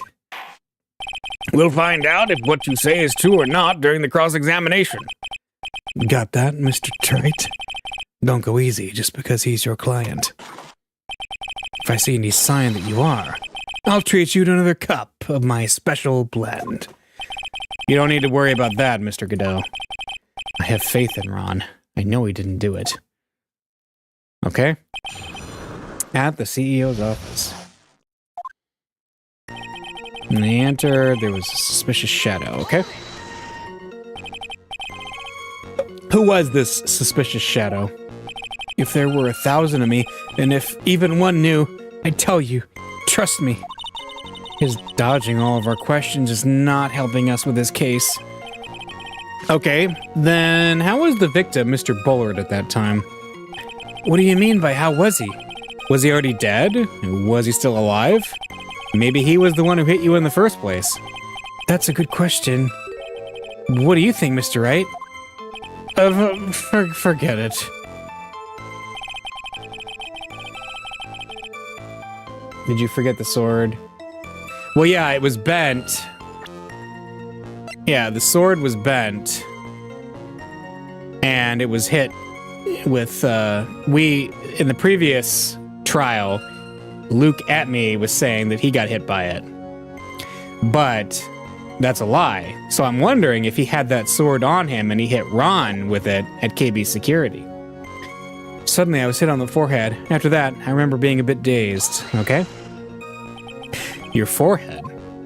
Yes, I was hit on the forehead as soon as I entered the room. It was an amazingly fast and powerful attack. Do you remember anything about who hit you? Well, like I said, it was a fast and powerful hit. So I think it was a little dazed for a while. I don't think Mr. Delight even grasped what you were asking.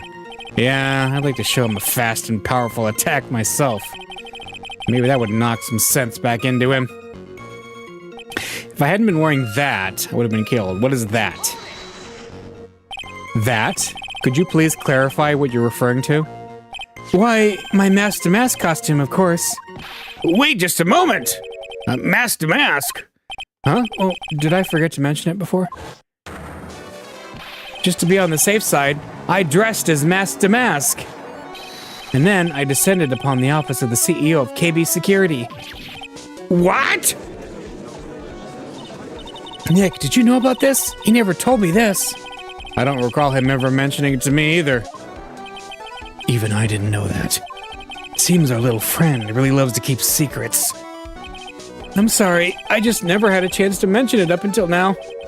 Wait, that's not right. You know how sometimes things just slip your mind? Ha! My 6th cup of coffee is staring up at me coldly. At any rate, we can't ignore this new piece of information. Witness, please correct your testimony. I'd have been killed if I hadn't been wearing my mask-to-mask costume. Now, would this be a contradiction? The security camera photo?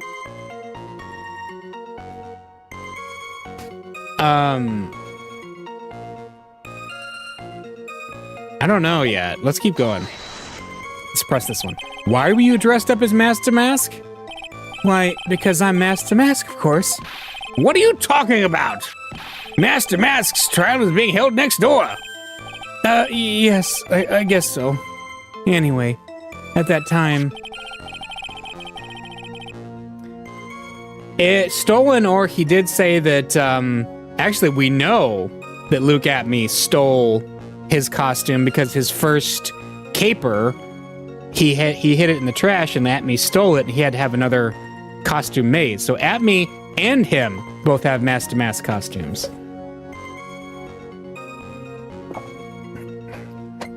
I thought I was being blackmailed over the mask-to-mask issue.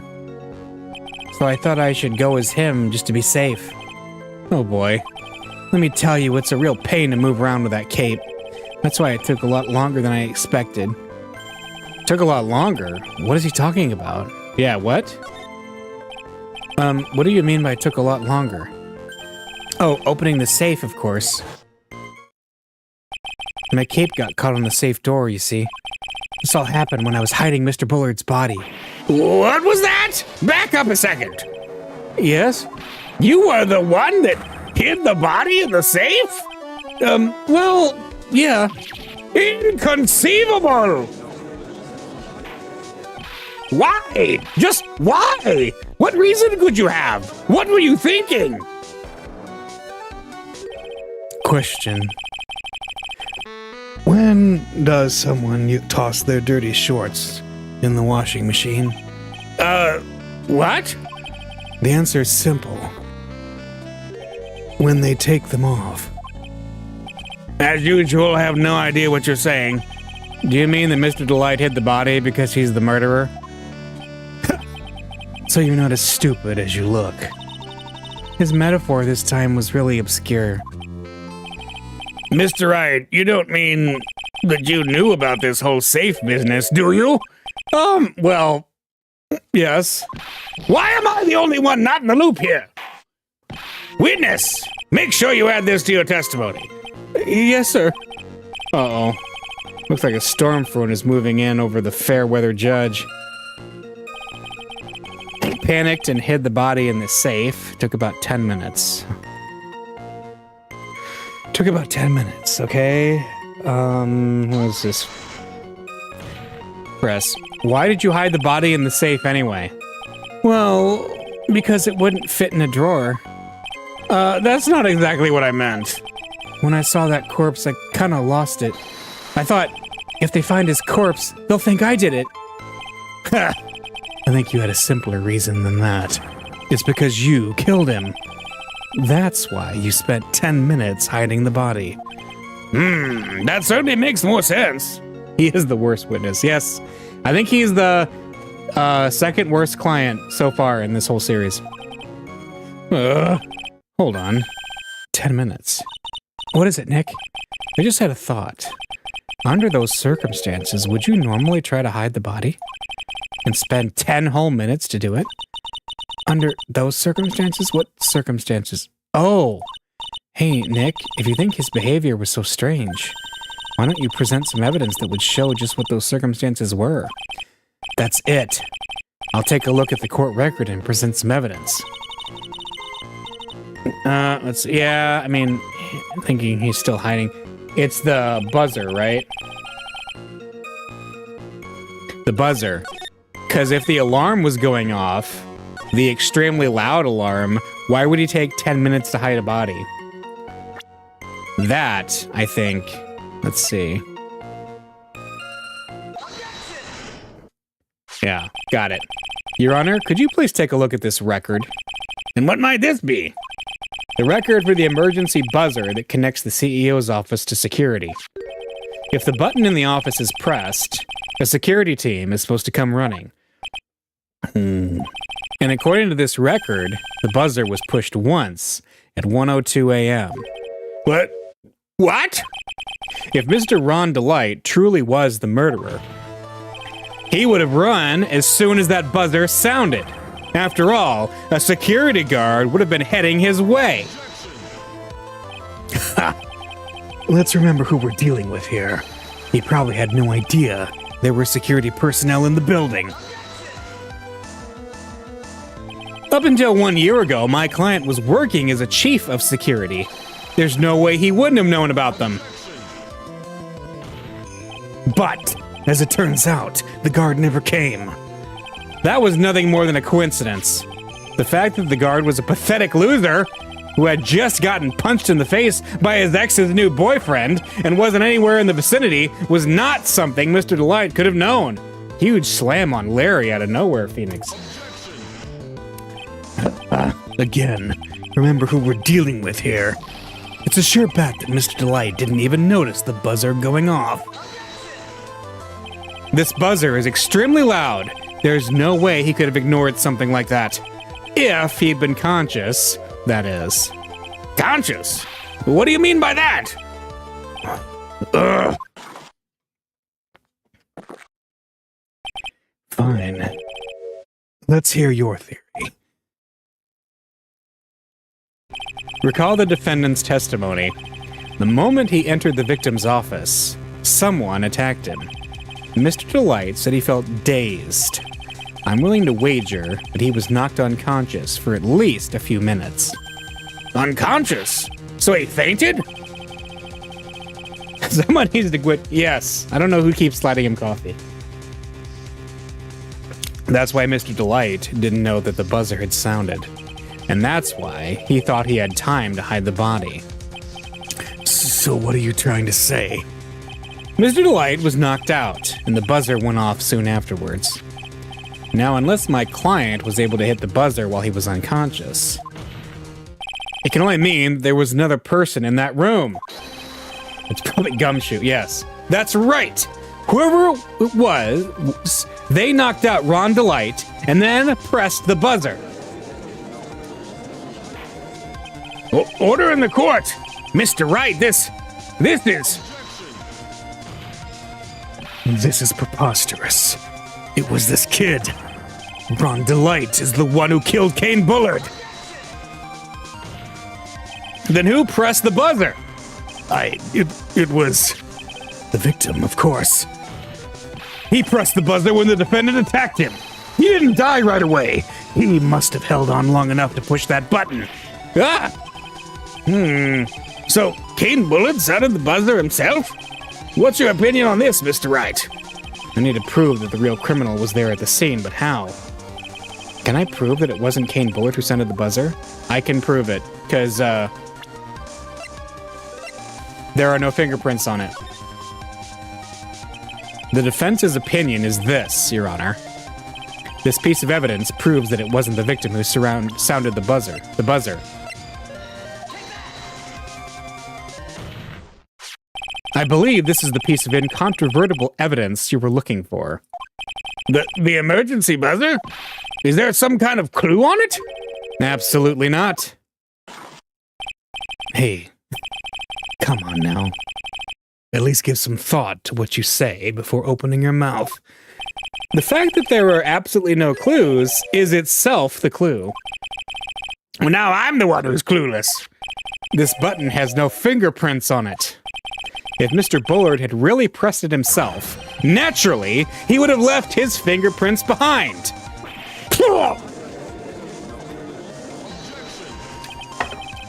Ron Delight obviously wiped them off.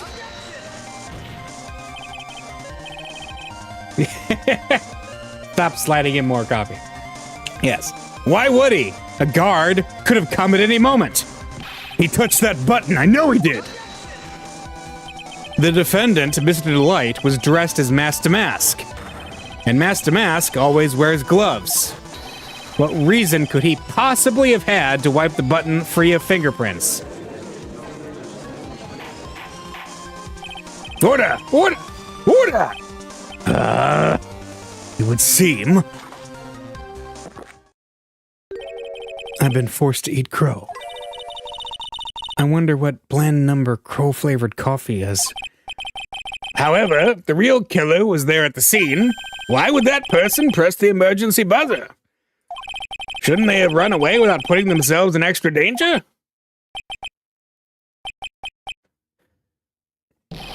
What's with this awkward silence all of a sudden? Looks like you're fresh out of parlor tricks. They're on to you, Nick. Just give me a minute to collect my thoughts. The real culprit killed Mr. Bullard at around 1 a.m.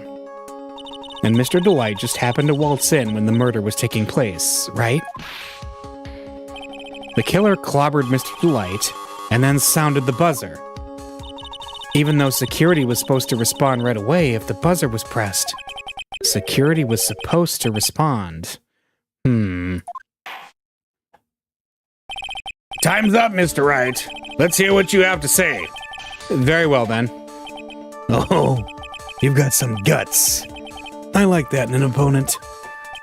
Why did the real killer sound the emergency buzzer?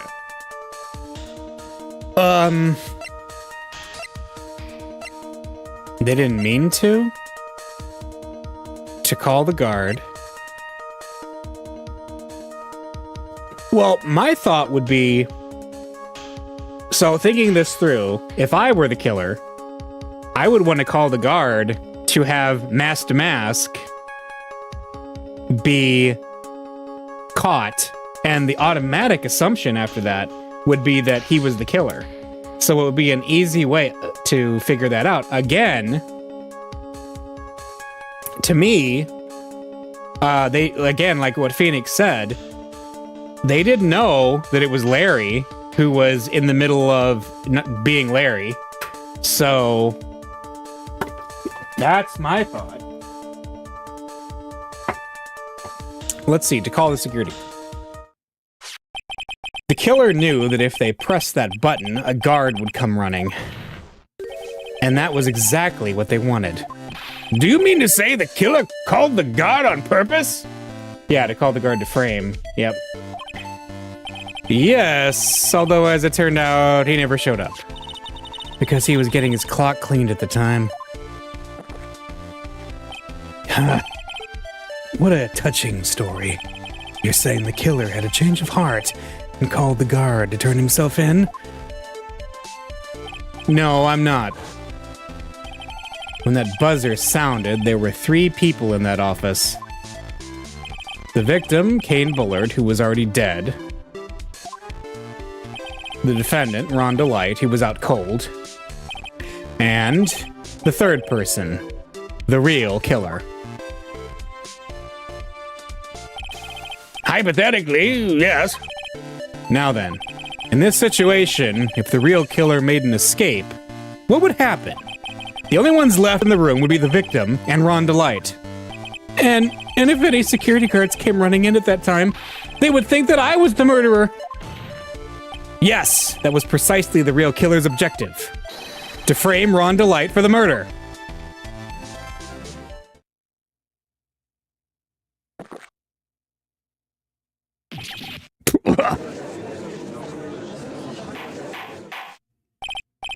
Order! Order! Order! It would seem I've been made to eat my words once again. Actually, you've been made to do a spit take with a cup of coffee. Mr. Wright, who was it? Who was it that tried to frame me? Wait a second. I'm the one and only Mask to Mask, so... Nick, you mean the real killer is... We're gonna drag that person in here right now. But, who is it? I don't have any solid proof yet. But think about it. The killer knew Mr. Delight's identity, and they also knew that he'd been called to KB security that night. So the killer used him to execute a well-crafted plan to murder Kane Bullard. Now then, let's hear your accusation, Mr. Wright. Who was it that framed Mr. Ron Delight for the murder of Kane Bullard? There we go. Luke at me. Easy. Detective Luke at me. He's the only one who could have done it. Ace Detective Luke at me? You mean Master Mask did it? Your Honor, the person being tried in the court next to us is not mask to mask at all. He is, in actuality, the true murderer of Kane Bullard.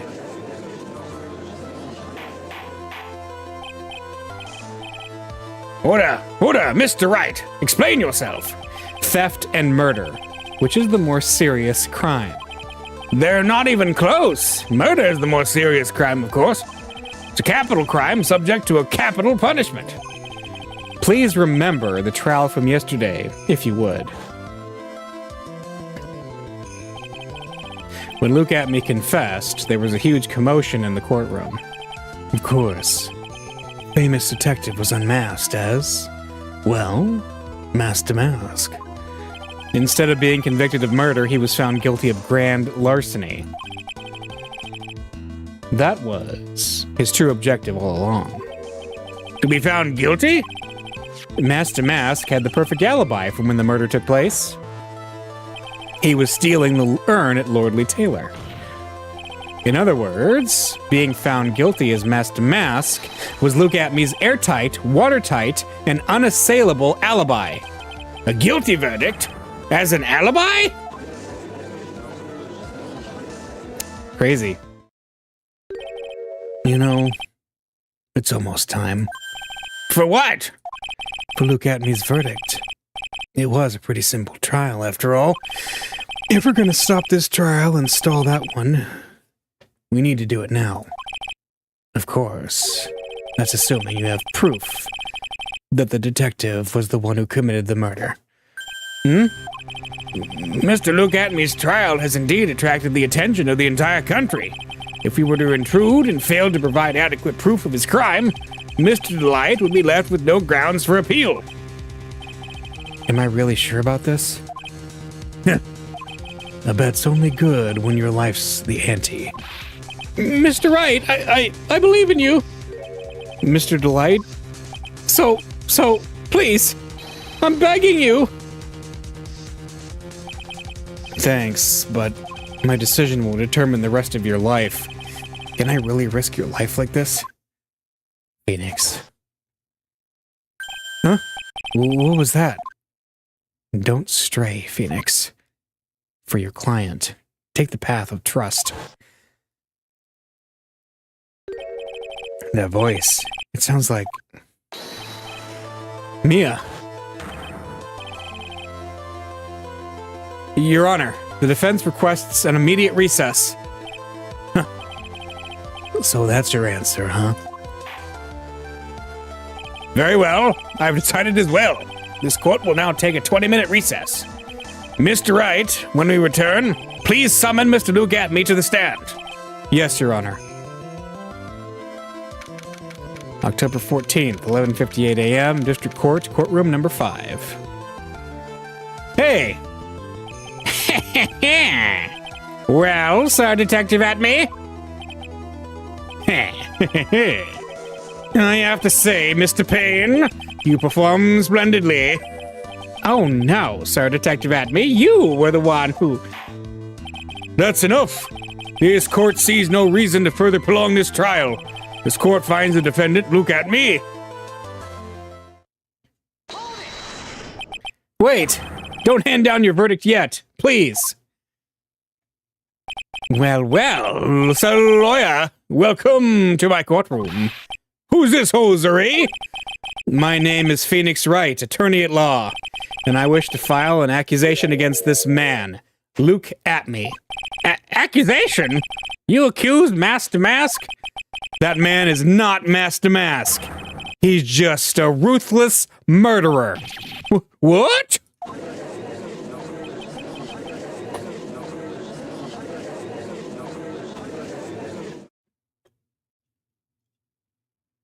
To be continued. But we're not going to be continued. We're going to go right into the next part of this trial.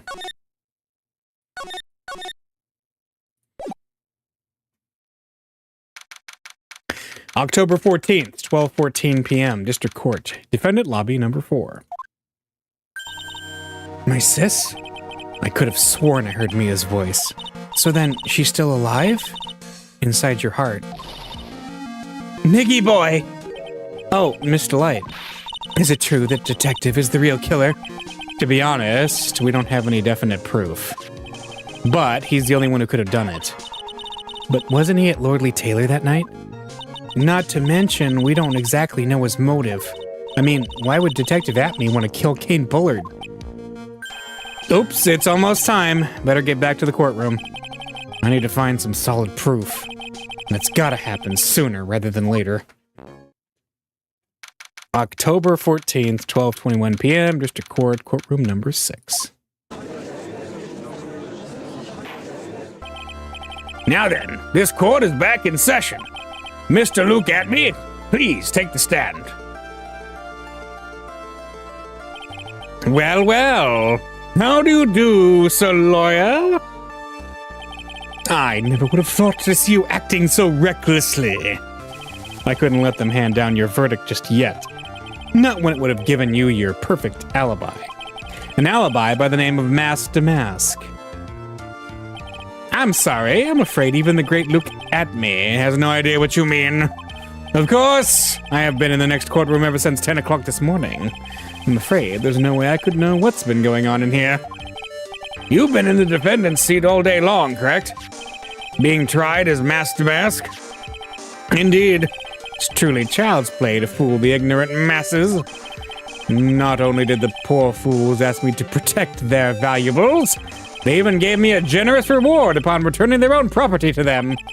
Take this red diamond ring that sparkles upon my divine finger, for example. So you continue to insist that you are in fact Mask to Mask? Of course. Very well then, Luke Atney. Let us begin with this simple question. On October 12th at 1 a.m., Kane Bullard was murdered. Where were you at that time? One without knowledge lacks even the knowledge that he should be ashamed of himself. But don't worry, I will not hold it against you, Sir Judge. Thanks. All right, Mr. Atney. The night of the murder. Speak. We're all ears. As you wish, Sir Prosecutor. Witness testimony of the alibi. I was stealing the urn as Mask to Mask, just as I announced I would. I had more than enough time to prepare. It was a pathetically easy job. The photograph contains no words, but in this case, one turned out to be my witness. The time at which the camera captured Mask to Mask was the same time as the murder. It seems the main point of discussion will be this photo of the crime scene. Everything else up until now was all part of his plan. There has to be a secret to this picture as well. Even the great Mask to Mask cannot be in two places at once. Now then, if you'll excuse me, I have a verdict to receive. Unfortunately, Mr. Atney, we still have to do your cross-examination. A fool is too foolish to know that he is a fool. I think he's trying to say that you're full of it, Nick. The only thing that's full of it is his alibi. All right, talk about your alibi. Stealing the urn is Mask to Mask, okay? So this photograph is the proof, correct? Indeed it is. And the man in the photo is certainly wearing a mask. That is why I am called Mask to Mask. But conveniently, that also means that there's no way to tell who this really is. What do you mean? Are you saying that this is not, in fact, Luke Atney? That it could be an accomplice dressed up as Mask to Mask to create an alibi? No! What an interesting idea! Are you saying that I, Lone Wolf Luke, had an apprentice? Or accomplice? Let's see.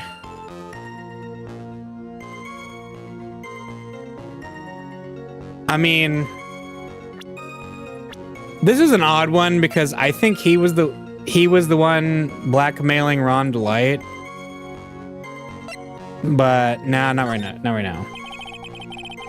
Statue's been moved in the picture. Yeah, that's a good point. It definitely has been moved in the picture, hasn't it? That is a very good point. If Look At Me was at KB Security during the murder, then the mask in this picture has to be a fake. Then there really was an accomplice.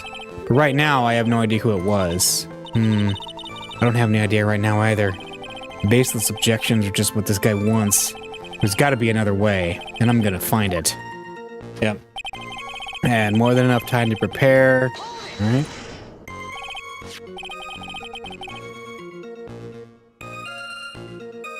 I believe Adrian Andrews hired you at one point. That's right. That was over 20 days ago, if I'm not mistaken. You sent the calling card to Lordly Taylor 10 days before the heist. That would mean you sent out the card after you began your security watch, right? Indeed. There was no reason why I couldn't do both jobs at once. It was the perfect opportunity to steal my latest target. I see. You truly are evil, aren't you? Yes! Evil is what I am. Hey, Nick. Isn't there something odd about this? Detective Atney was always proud of his ace detective skills, right? But if the urn was stolen from Lordly Taylor, well, he was the only one watching it. He'd have no way to maintain his perfect ace detective persona. You know, that's true. It is kind of odd.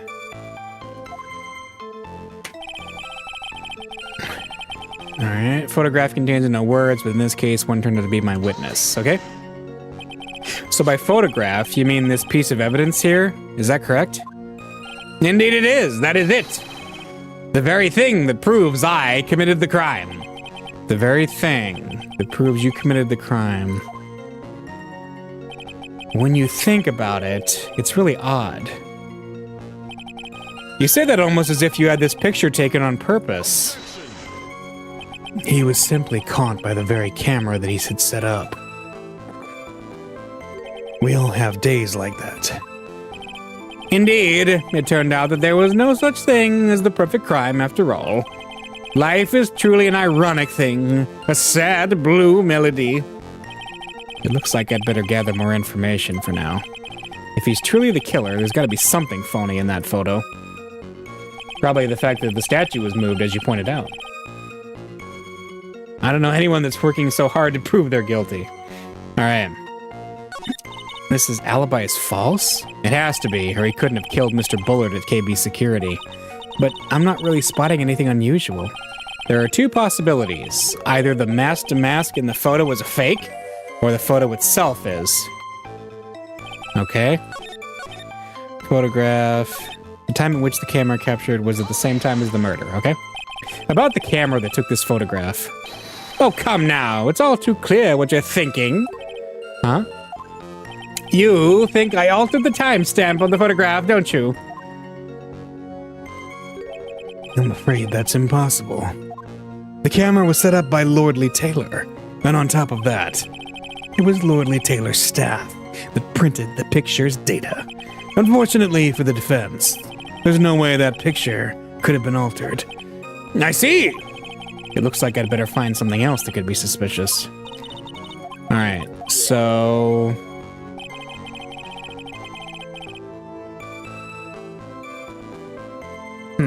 Sealing the urn. Photograph contained this one turned out to be my witness.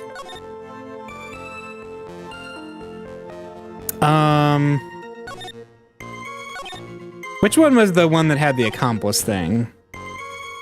This one? Let me see. So by photograph, you mean this piece of evidence, right? The very thing. Lordly Taylor. Oh, yes. Lordly Taylor provided that camera. There's no way I could have tampered with it. That means I could not have killed Kane Bullard. Unless I had an accomplice. Right. Come on, think long and hard about that night. The basement warehouse and this picture that supposedly captures it. It's got to be here. Isn't there something funny about this picture? Yeah, as you said, the Amy Faye statue is gone.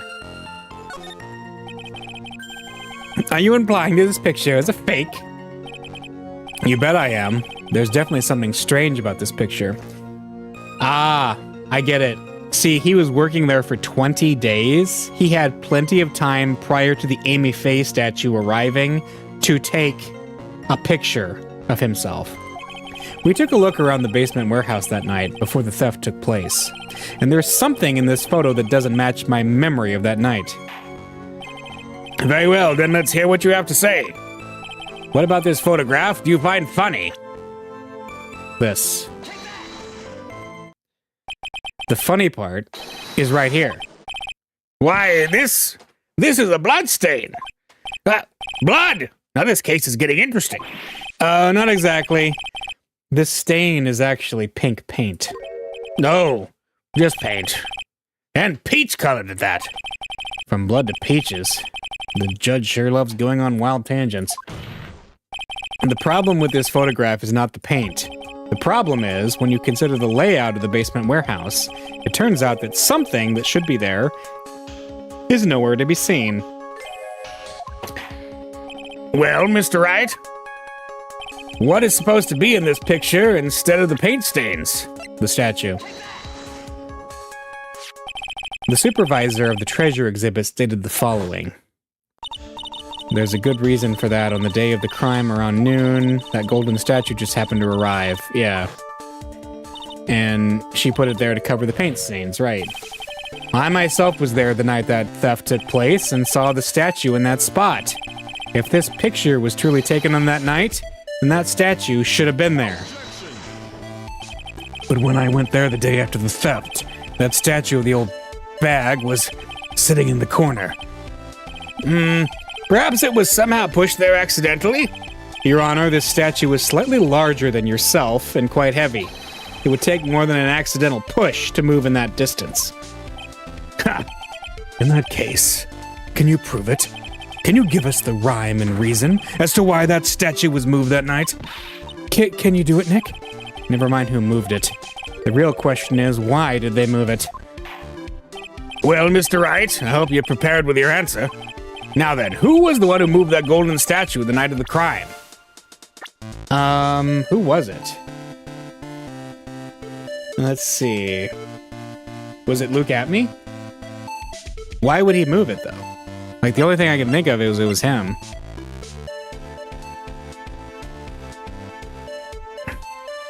Was it, to make it fit better into the crime scene? That's the only thing I can think of. Let's see. The one who moved the statue was none other than Luke at me. Come now, Sir Lawyer. There you go again on one of your strange delusions. Mr. Wright, what basis do you have for your strange delusions? It's very simple. The witness was the only one in the basement warehouse that night.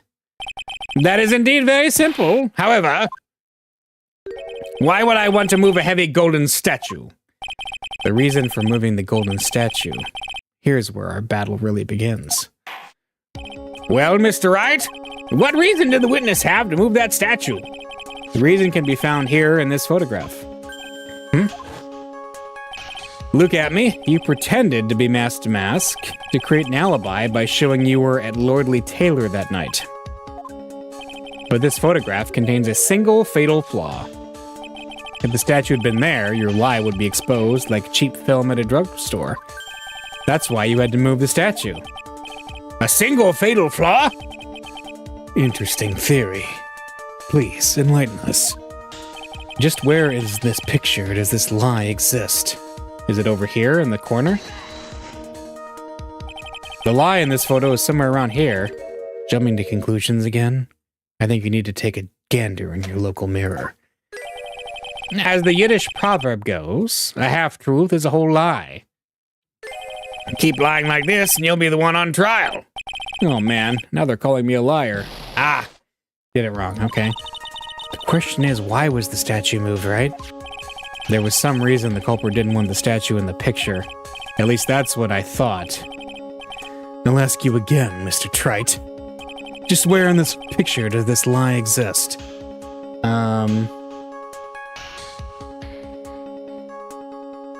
The lie.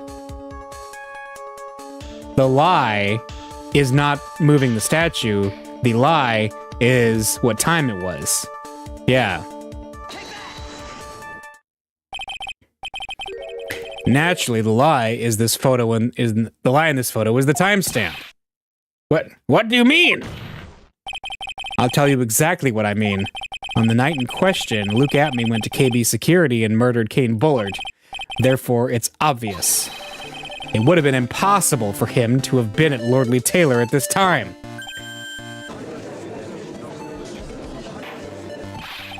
But what does that have to do with the statue being moved?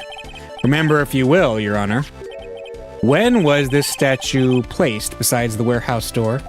Well, the statue was taken down to the warehouse on the day of the crime, and it was placed there in order to cover up the paint. Exactly. Luke Atme had already decided on the time when he was going to kill the victim. And so, in order to create an alibi for that time, he took this picture days before the murder took place. What the? Of course, the statue hadn't yet been brought down to the basement warehouse yet. Ah! So, on the day of the crime, Mr. Atme must have been quite nervous. As nervous as a long-tailed cat in a rocking chair factory, so to speak. Why? Because something that wasn't supposed to be there had been brought down and placed where it wasn't supposed to be. And that is why Luke Atme had to move the statue on the night of the murder. He did it to make the room match with the way it had been in his photo. God! Order! Mr. Atme, is this true? One moment, Your Honor. Have you forgotten this? What's that? The data for the basement warehouse computer. According to this, the camera did indeed go off on the night of the crime. It's true that the camera had been set up by the Lordly Taylor staff. However, the program used to manage that data was yours. That alone would have allowed you to tamper with the data. Yeah.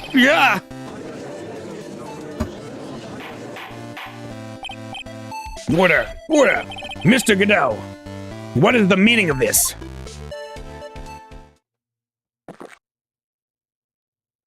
Godot, I warned you about making me wait. Now put that coffee down. My 11th cup. I've promised to drink no more than 17 during a trial, which means I'm still good to the last drop. However, the defense has a very good point. A good point? So what? We are all but travelers on a road of infinite points. I think he's got his points mixed up with his other points. He's gonna have a stroke from all that coffee. Yeah. So you say this photograph was taken ahead of time, and that the statue was moved in order to make it match? That's a very interesting idea. However, there's one point that can't be denied. Which is? That it's only a possibility. Men that are trapped by the chains of maybe can never reach their dreams. That's very true. No way, don't fall for that, Your Honor. Hey, Mr. Damask. Yes? If there's no funny business in your actions as Mass Damask, there should be no problem with you telling us your strategy. So let's hear it. Yes, please provide this court with your testimony about your plan to steal the sacred urn. Okay, the sacred urn heist. I first received the request from Lordly Taylor about 20 days ago. The urn was placed in a box, and Zvari was then sent to the warehouse. Hence, I was actually unable to see the urn for myself until the day of the crime. I knew it was an extremely valuable treasure, so I sent my card 10 days beforehand. I then handled security by myself to ensure that my crime would go smoothly. At last, I held the urn in my hands for the first time at 1 a.m. on October 12th. Okay.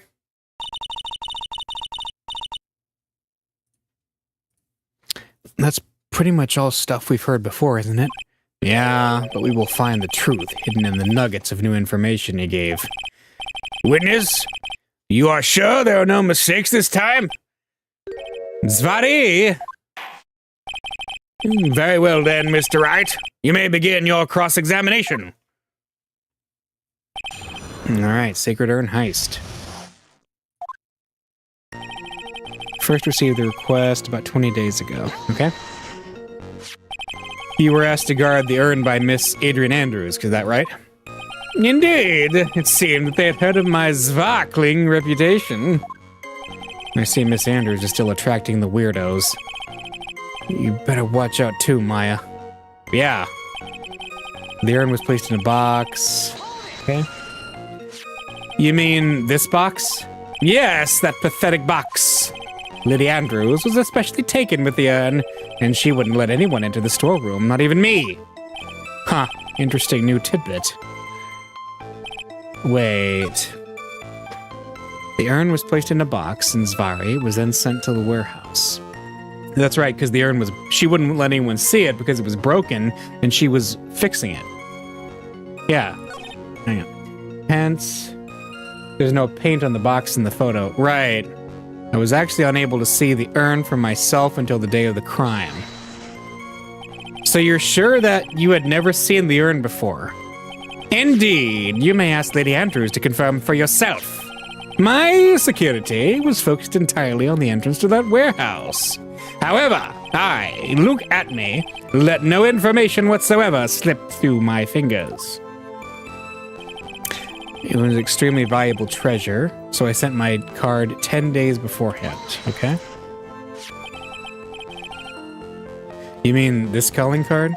That's right. That is, without a doubt, my calling card. I guess Mr. Delight didn't make this after all. Of course, because Atme knew about the emblem. Making this card authentic would have been child's play for him. I then handled security by myself to ensure that my crime would go smoothly. Right. Then no one entered the basement warehouse? Unfortunately, there were many different treasures being taken there. Thus, for a period of approximately 5 days, people were indeed going in and out of the warehouse. Okay. At last, he held the urn for the first time at 1 a.m. on October 12th. Right. And this is the photo that proves that, huh? Indeed. To be honest, even if a photo was taken, I didn't think it would matter terribly much. Hey, Nick, if this photo was a fake, Detective Atme might have stolen the urn whenever this was taken. That's true. You know, he's been saying that he never saw the urn until that night. If we can prove that he's lying there, we can wrap this up and put a bow on it. I need to take a good hard look at the court record. Not a lot to go on, is there? That detective's been covering his tracks. There's only one thing we need to prove in this cross-examination, that he took this photo well before the actual night of the crime. Alright then, how do we do that? There's one thing that Atme stated very clearly, that he had never seen the urn before he stole it. Yeah, I think the fact there's no paint on the box is a big deal. Yeah, let's see. The urn was placed in a box, and Zvari was then sent to the warehouse. Hence, I was unable to see the urn for myself until the day of the crime. Let's see. So in the exhibit, we have that. Yeah, there's no paint on it. There's none. And the box has pink paint stains on it. That's an interesting one.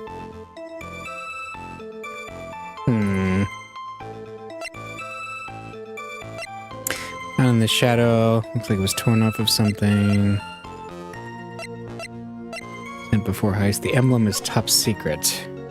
What did so the security, I will be coming to purloin the most priceless work of art on display in your Treasures of Khura'in exhibit. Take good care of the speckled urn, won't you? Wait. Take good care of the speckled urn. Huh? I didn't think about that before. Speckled?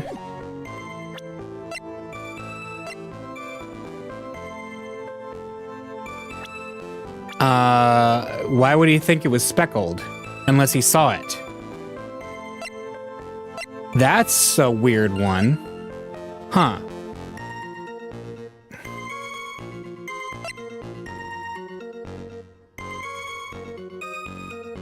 Is this a contradiction? Mr. Atme, if you really are Mask to Mask, then you also wrote this calling card, correct? But of course. Is there a problem with the calling card? Allow me to read a passage from the calling card that Mask to Mask had written. Take good care of the speckled urn. Now, the speckled here surely refers to this pink pattern on the sacred urn. Yes, that's true. But so what? Truth be told, there's no way that Mask to Mask could have known about this pattern. What do you mean? This pink spotted pattern on this urn is actually nothing more than paint stains. Paint stains? And these stains did not appear until after the urn had been taken to Lordly Taylor. I'm not finding this joke to be very funny, Mr. Trite. The day that the sacred urn was taken to the warehouse, the urn was broken due to human error, or should I say an error-prone human. And that's when the pink paint got on the urn. You can't be serious. And yet this calling card clearly mentions the paint pattern. Which means Detective Atme had been seeing this urn long before the crime ever took place. That's it. Someone needed to cut off his coffee. Yes. In fact, he saw it when this fake photo was taken. And because this photo was a fake, your alibi for the night of the murder no longer holds water.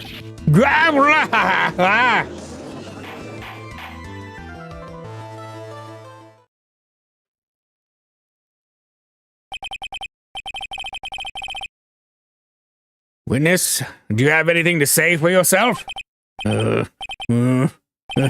All right, that did it. He's broken. Nick, I think it's still a little early for a victory pose. Uh-huh.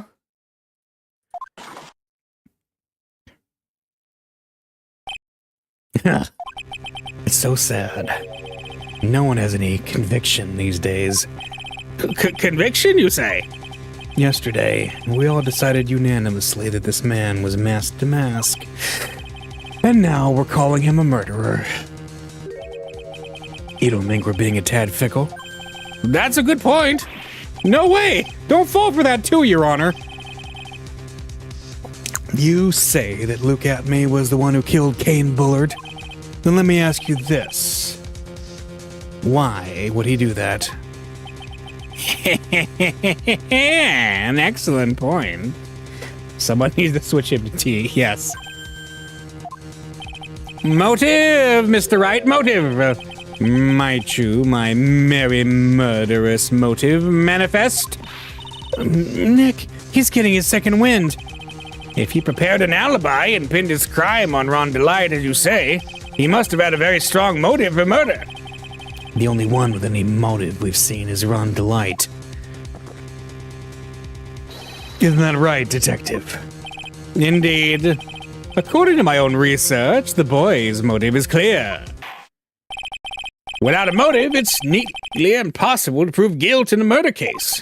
Now then, maybe you could enlighten us as to what the defendant's motives were. I'd be honored to, Sir Old-Timer. They're doing everything they can to make Ron look suspicious. Despite our lack of hard information, this may be our only chance. All right, motive for murder. I, Luke Atme, had no point of contact with the victim whatsoever. Cain Bullard decided to investigate Mask to Mask and simply mistook who he was. It was Mr. Bullard who wrote the blackmail letter and sent it to Ron Delight. And it was again Mr. Bullard who harbored a grudge against Mr. Delight for his betrayal. Mr. Bullard's mistake is quite excusable. The defendant truly believes he is Mask to Mask. That is why Mr. Delight saw it fit to kill Cain Bullard. Truly a tragedy. So the victim, Cain Bullard, blackmailed the defendant? This is the blackmail letter found in the defendant's apartment. A handwritten writing test confirms that Mr. Bullard was indeed the one who wrote the letter. What? Oh, it was in fact written by Bullard. Was King the guy that liked money and sold company secrets? Kane, he was the guy who was a corrupt head of the security company. Yeah. Blackmail letter updated in the court record. Interesting. Very well, Mr. Wright. Begin your cross-examination. All right. Motive for murder. He had no point of contact with the victim whatsoever. Okay.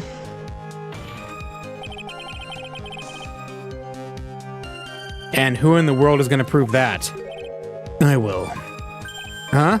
After doing a thorough background check of Detective Adney and Kane Bullard, we were unable to find any links between them. It's all in the report. Perhaps they were connected through their work. They were both involved in security. Nope. That was blunt. In any case, the only one with the motive was Mr. Delight. Kane Bullard decided to investigate mask to mask and simply mistook who he was. The guy that got murdered could have been asking the other guy for more money because he was giving him secrets for him to do crimes for money. Well, maybe. Mistook. That's right, mistook. From the Old Norse mistaka, meaning to take an error. That wasn't what I meant. Just who did the victim mistake mask to mask to be? Why, the answer is obvious. Ron Delight, of course. Boy, I'd like to wipe that smug look off this guy's face. Let's press harder. Why would the victim mistake the defendant for mask to mask? Don't you already know that? Zvari, take a look at this newspaper. Oh, that's the famous Tear of Emanon, a magnificent jewel. That photo shows a magnificent detective as well, does it not? Furthermore, it also shows an ugly god. Namely, the defendant. The defendant? The victim clearly misread this article. In Zvari, he got the wrong impression. The impression that this ugly security guard was in fact mask to mask. No. Because Ron Delight was one of his former employees. He would know who he was. I see. That was an unusually reasonable deduction. It was Mr. Bullard who wrote the blackmail letter and sent it to Ron Delight. Now wait a minute. Hang on.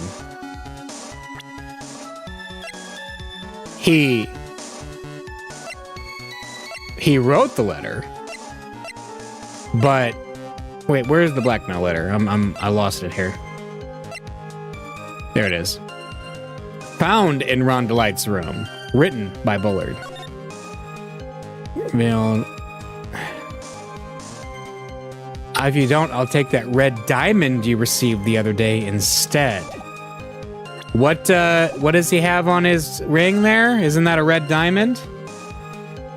Huh? Yeah, I think that's a contradiction. I'm gonna try it. I think that's a contradiction. Mind if I ask you a few questions, Detective Atme? Well, just a few. I guess it's all right. When you said that this letter was addressed to Ron Delight, I couldn't help but notice one major contradiction. Contradiction? I don't know where a walking contradiction like you gets off saying things like that. You're one to talk. At times like these, men are made to express themselves with their fists. Why don't you show us what you've got there, Junior? Indeed. It's time to man up, Mr. Wright. Show us the contradicting evidence in the content of the blackmail letter. Well,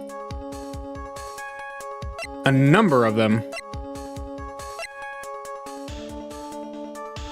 So, Ron Delight was a former employee that he knew he had fired, so seeing him would be an odd one, right?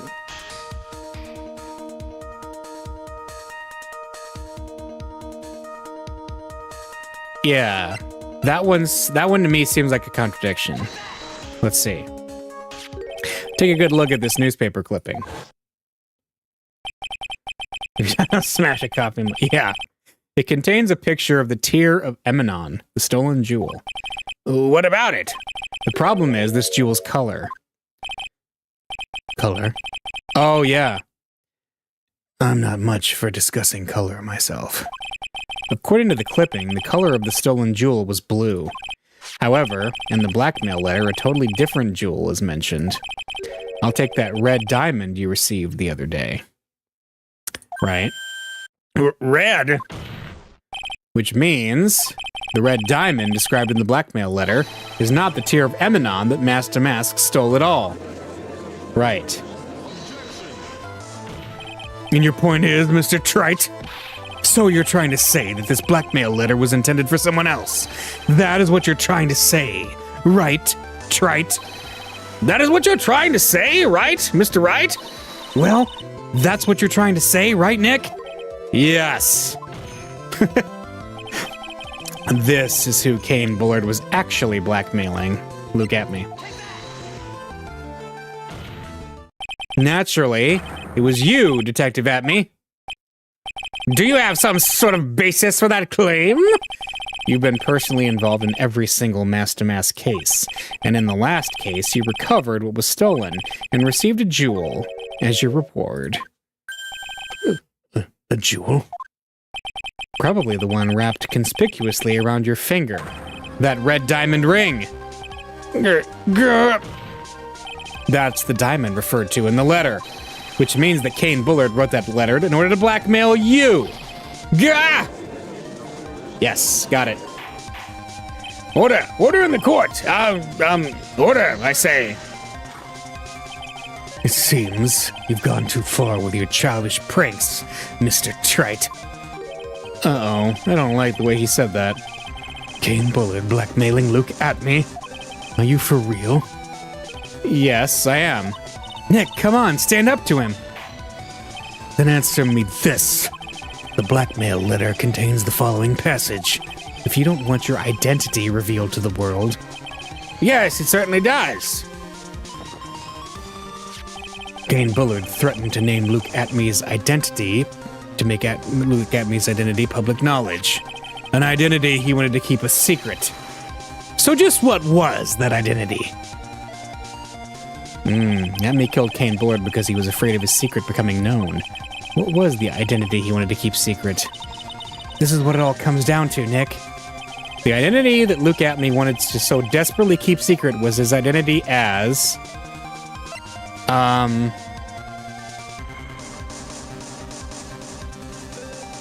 ace detective, Master Mask, or a blackmailer. Well, it's not... I mean, obviously, he's not Master Mask, and he's not an ace detective, but he is a blackmailer. Because I think he figured out that Ron Delight was Master Mask, and he was the one who was blackmailing him into stealing all those things. Look at me, was a blackmailer. Hey now, isn't that a little different from what you've been saying? You said that Kane Bullard was the one blackmailing Luke Atme. Are you saying that Atme was blackmailing someone else on top of that? You have to admit, that does sound a little odd. It's not odd. It's the only thing that makes any sense. Kane Bullard was blackmailing Luke Atme. But Ron Delight was also being blackmailed by a certain someone. Yeah, right after the first incident, the Tears of Emanon. Yep. And he was getting detailed plans, yep. Detailed plans? In which case, that would mean that Ron Delight was actually Master Mask. And that's what we're claiming. Someone else came up with the plans and had Mr. Delight steal his targets for him. And that someone was none other than Luke Atme. Shh! Silence!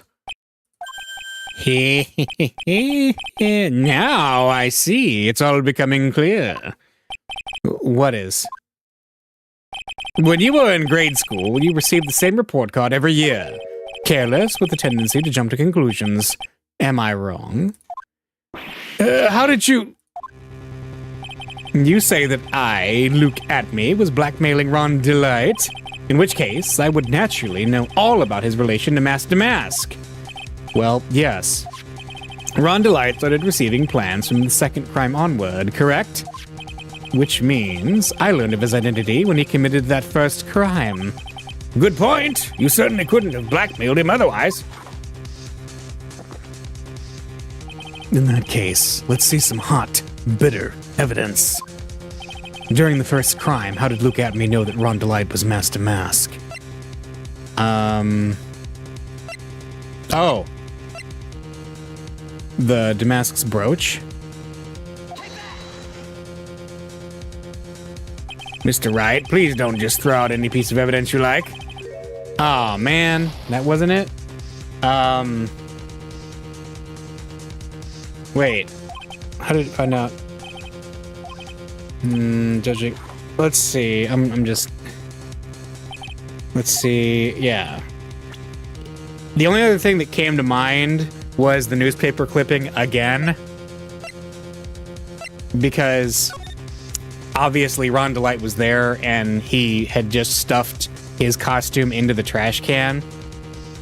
Like, it wasn't a terribly great disguise. And if Luke Atme was the one who was investigating it, he would have figured it out and then blackmailed him. That's what I'm thinking. So let's see. I think I see it. See what? When you were in grade school, you received the same report card every year. Gets into lots of mischief, trying to be the center of attention. What do you mean? This newspaper clipping. It has a picture of you and Ron Delight in his guard uniform. It seems that Master Mask didn't just disappear into thin air. He just took off his outfit and hid it in a bucket. That sounds far too stupid to be true. Correct. With tricks like that, he couldn't fool a baby, let alone an ace detective. And that's when you figured it out, Mr. Atme. That's when you learned that under his mask, Master Mask was really Ron Delight. Get. What the? Wasn't he supposed to be Master Mask? Not only that, it looks like he wasn't even an ace detective. I can't believe it. He was just a slimy blackmailer.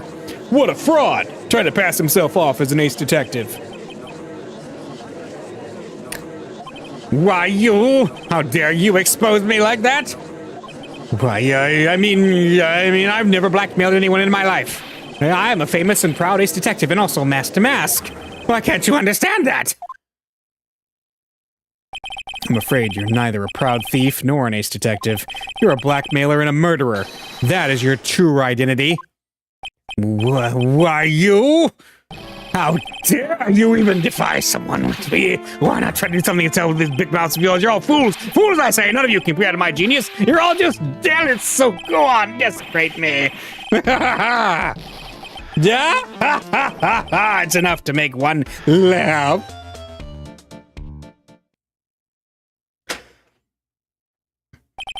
You would seem we finally arrived at the real answer. That was quite a performance by Mr. Atme. Bailiff, please prepare a cell for Mr. Atme.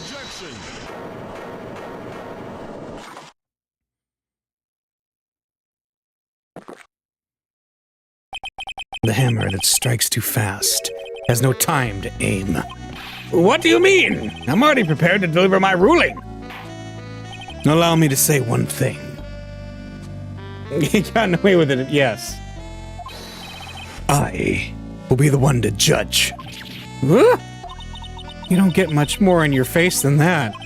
It appears that your claws weren't quite sharp enough, Mr. Trite. What do you... It's true that you've proven a lot of things. Things like Luke Atme was a filthy blackmailer, and that he wasn't at Lordly Taylor the night of the murder. That's right. That's why he's the one who killed Mr... But... There's still one thing you have yet to prove. What's that? Just because he wasn't at the warehouse doesn't mean he was at the murder scene. Therefore, if you can't prove that this pitiful excuse for a man was at KB security, then I don't see how a verdict can be delivered. No way!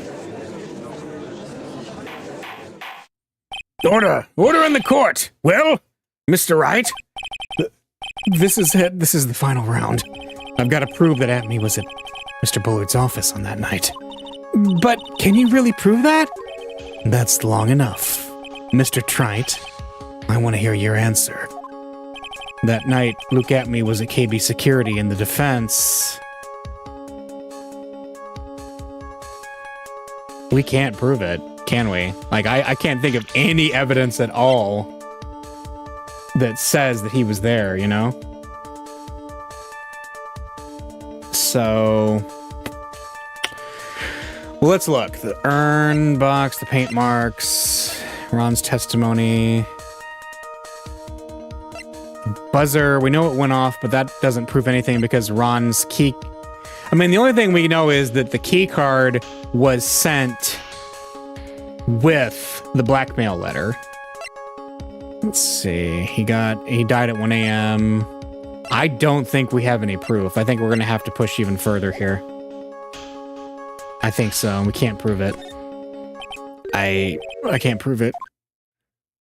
Just as I thought. But if we hear more of Detective Atme's testimony... Unfortunately, that's as far as you go, Mr. Trite. What do you mean? I won't allow for any more testimony. That's what I mean. What? Have you forgotten? Luke Atme is here after we interrupted his own trial, and you have failed to prove that he committed the murder. I think it's time for this witness to return to his own trial and face his guilty verdict as mask to mask. No! Well now, Sir Lawyer, it seems that love wins out in the end after all. I am the ace detective as well as mask to mask. My verdict will verify that. Just as Ron Delights will verify that he is the true murderer. I declare that with the full force of my ace detectiveness. Order! Order in the court! That's enough deliberation over this witness. Can't believe this. At this rate, Ron is... Don't give up now, Nick. We still have tomorrow. We can look for more evidence and... By then it'll be too late. Huh? Why? Double jeopardy. One of the basic rules of any court of law. Double jeopardy? Should a defendant be tried and found innocent in court, that defendant cannot be tried again for the same crime.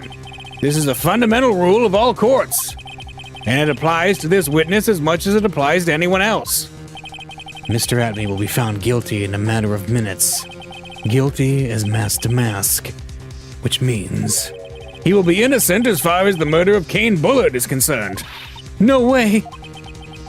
The fact that you were unable to prove Mr. Atme's guilt of that crime here means that he will never again be tried as Kane Bullard's murderer.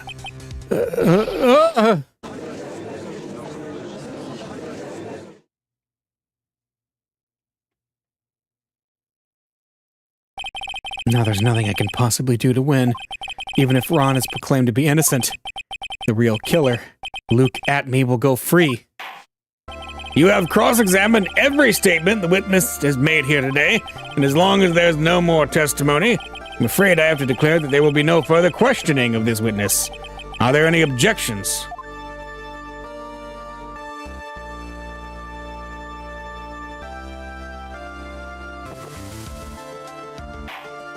Then I hereby end the cross-examination of Luke Atme.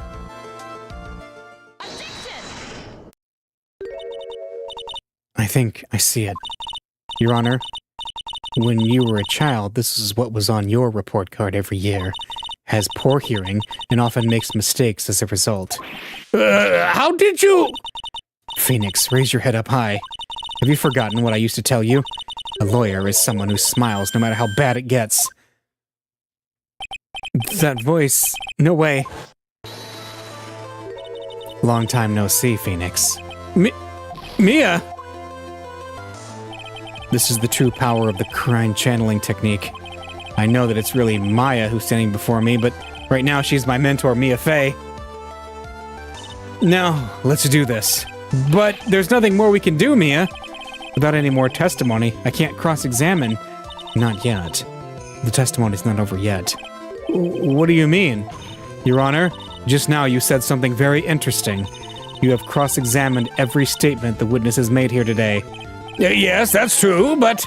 Unfortunately, Your Honor, you're forgetting something. Earlier, After the last cross-examination, this witness made a number of remarks. What did he say? It seems that love wins out after all. I'm the ace detective as well as Master Mask. My verdict will verify that. This is Ron Delights will verify that he's the true murderer. Okay? Yes, but these comments appear to have no importance whatsoever. Very well. Then we shall prove their importance via cross-examination. At any rate, as long as the witness has made these remarks, we, the defense, assert our right to question them. Is that all right with you, prosecutor? Is something the matter, Mr. Godot? Nothing. Oh, so lawyer, it looks like you're one step too late. If you think such falsehoods would do anything to me, look at... Let's hear it. Huh? It's true that the witness made some remarks. So then, let's hear this last bit of cross-examination. Mr. Godot, what are you... Very well, then, Mr. Look at me. I'm going to allow the defense to cross-examine your earlier remarks. The defense would like to hear why you declared the defendant to be the true murderer.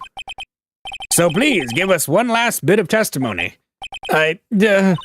Phoenix, this is it. This is our absolute last chance. Yes, Chief.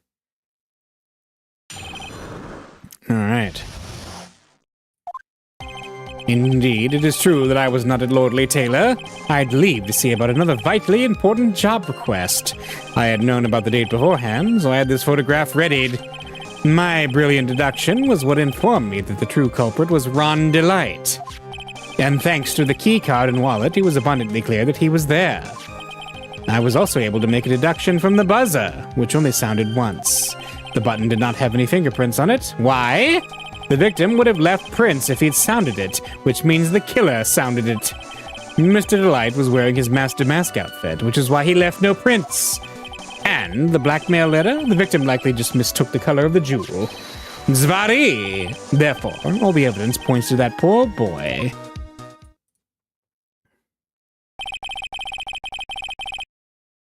All right. This testimony actually seems to hold up pretty well. The witness's earlier remarks do not appear to have been hastily prepared.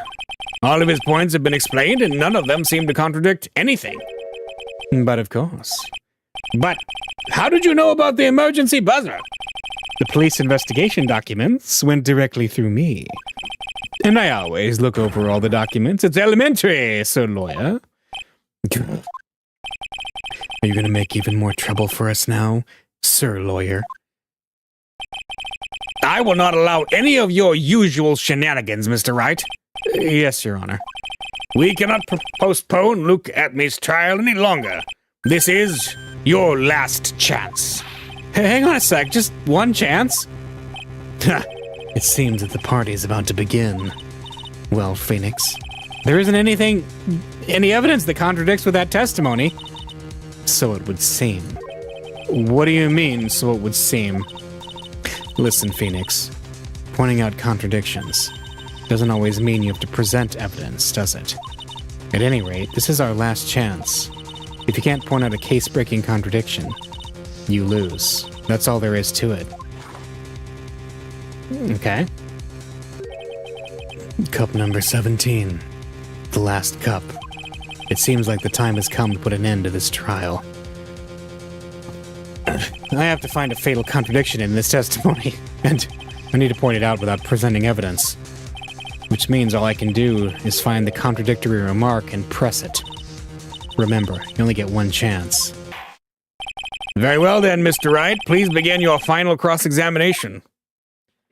So we're finding a contradictory remark? Oh boy. Well, let's save. Okay. So... True that I was at Lordly Taylor. I had to leave to see about another vitally important job request.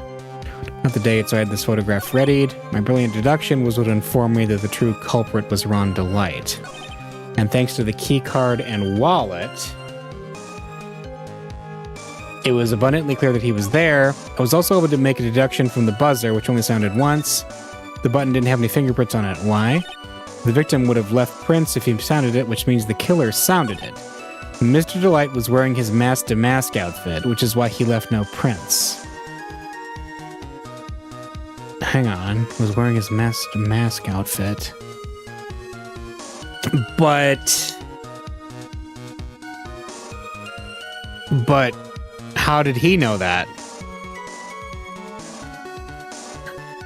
How did he know that?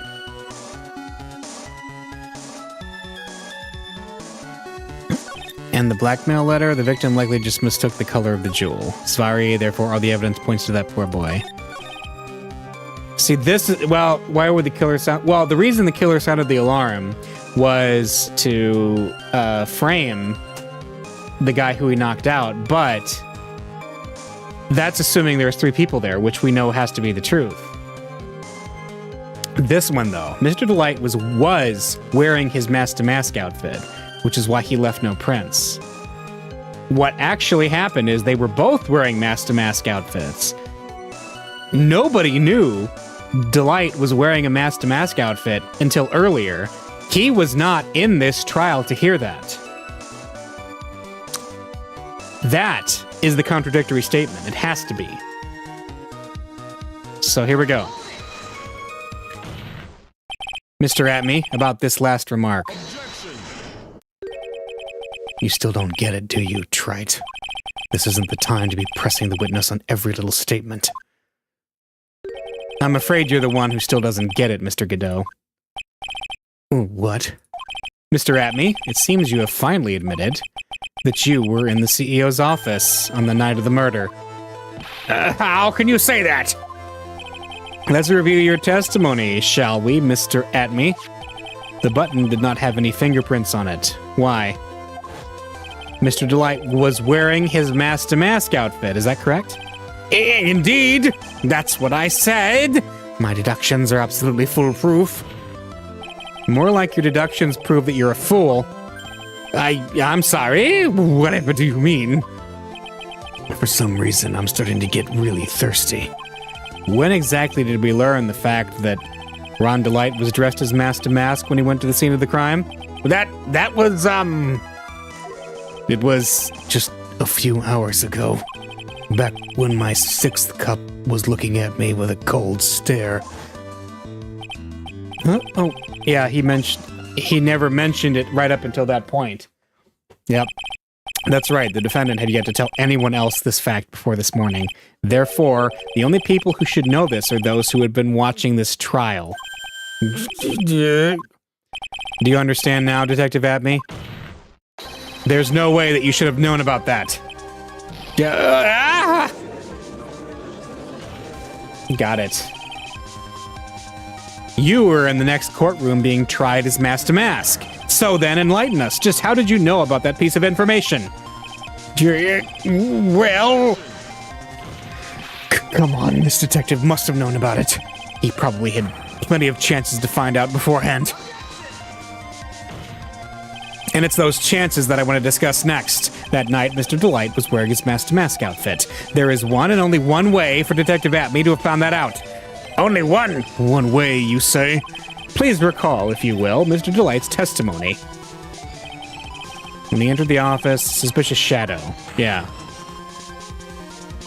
For a second, my client witnessed the real killer.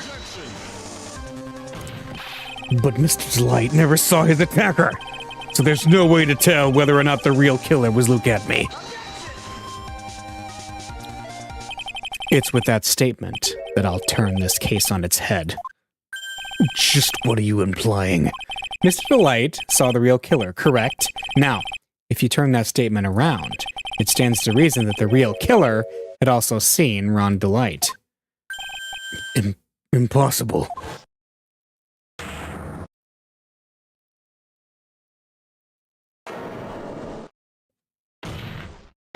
Detective Atme, you saw Mask-to-Mask at the murder scene that night. You saw him when you killed Kane Bullard and assaulted Ron Delight. That was the only way you could have known what Ron was wearing.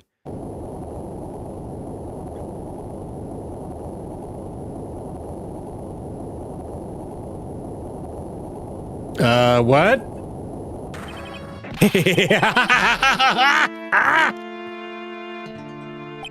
Take a good look, everyone. Unable to find a rival worthy of my genius, I was forced to create one by myself. Here I am, the tragic clown. That's the same line you gave yesterday. But I think there's a little more meaning behind it this time.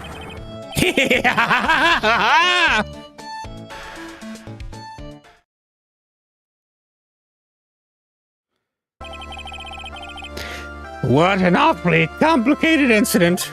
Kane Bullard was blackmailing Luke Atme, who was in turn blackmailing Ron Delight. And upon killing his blackmailer, Luke Atme tried to frame Ron Delight. He then claimed to be guilty as Master Mask in order to escape his true crime. And to that end, he came up with this plan to use the double jeopardy rule when making his alibi. At any rate, it would seem we finally found the truth. Excuse me. I came perilously close to besmirching the record of an innocent young man, besmirching him with the title of murderer. Don't ignore me! Oh, I didn't realize you were there. Why wouldn't he be? About the verdict. I know, you never committed any murder. That's right. I'm so glad you understand that. But I really am Master Mask. Huh? So thanks to that trial yesterday, I'm innocent now, right? What was it you said? Double jeopardy? Now that you mention it. I've been careless. Careless? What do you think, Mia? As the defendant says, the rule of double jeopardy is absolute. A defendant can never be tried twice for a crime in which he was found innocent. Then, Master Mask is really innocent? It would seem so. For now. For now? Now then, this court finds the defendant not guilty.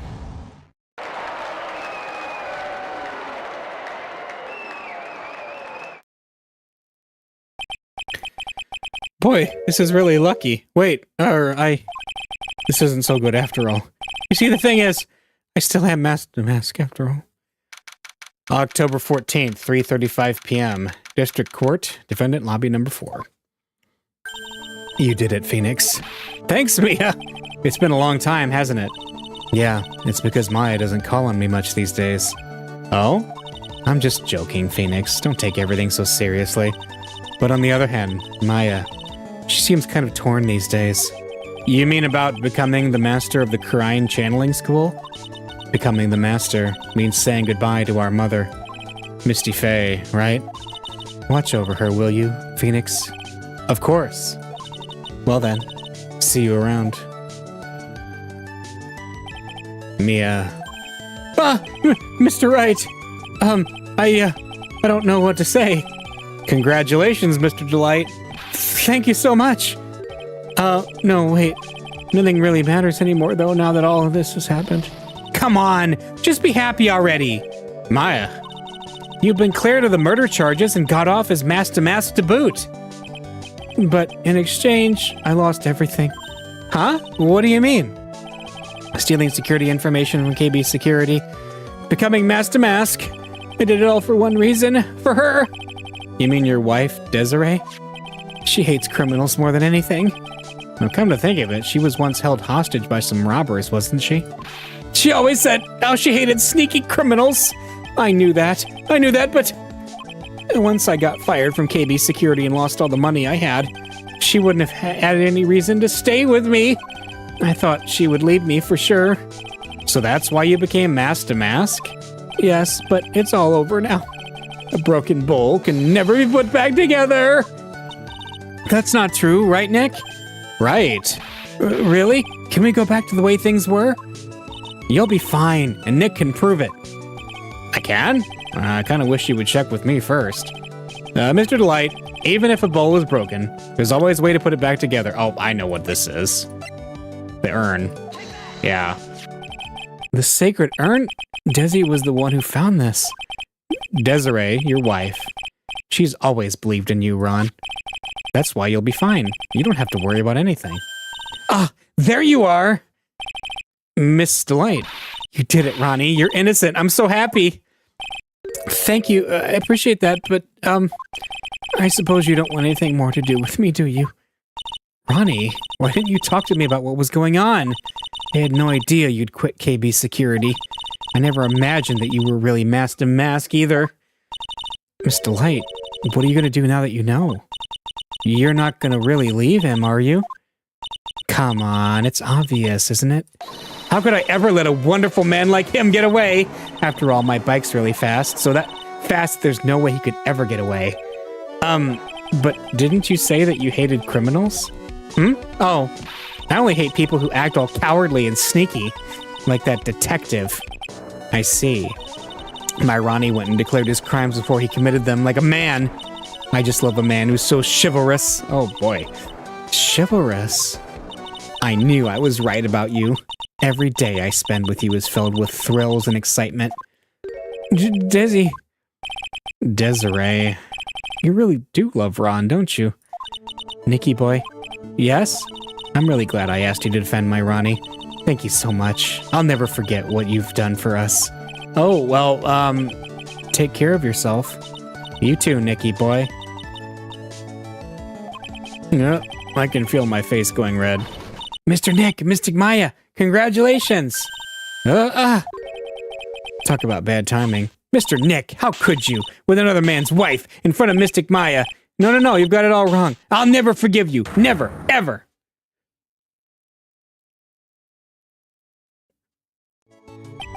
So just as the case came to a close, so too did my consciousness. Ron said a broken bowl can never be put back together. But I know that's not true. I mean, just look. Here's a perfect example of one that was put back together even better than before.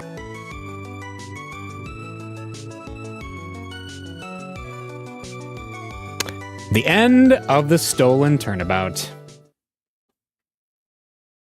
All right. A brand new episode has been added. Recipe for turnabout, which is going to be what we'll start next time. So, see you then.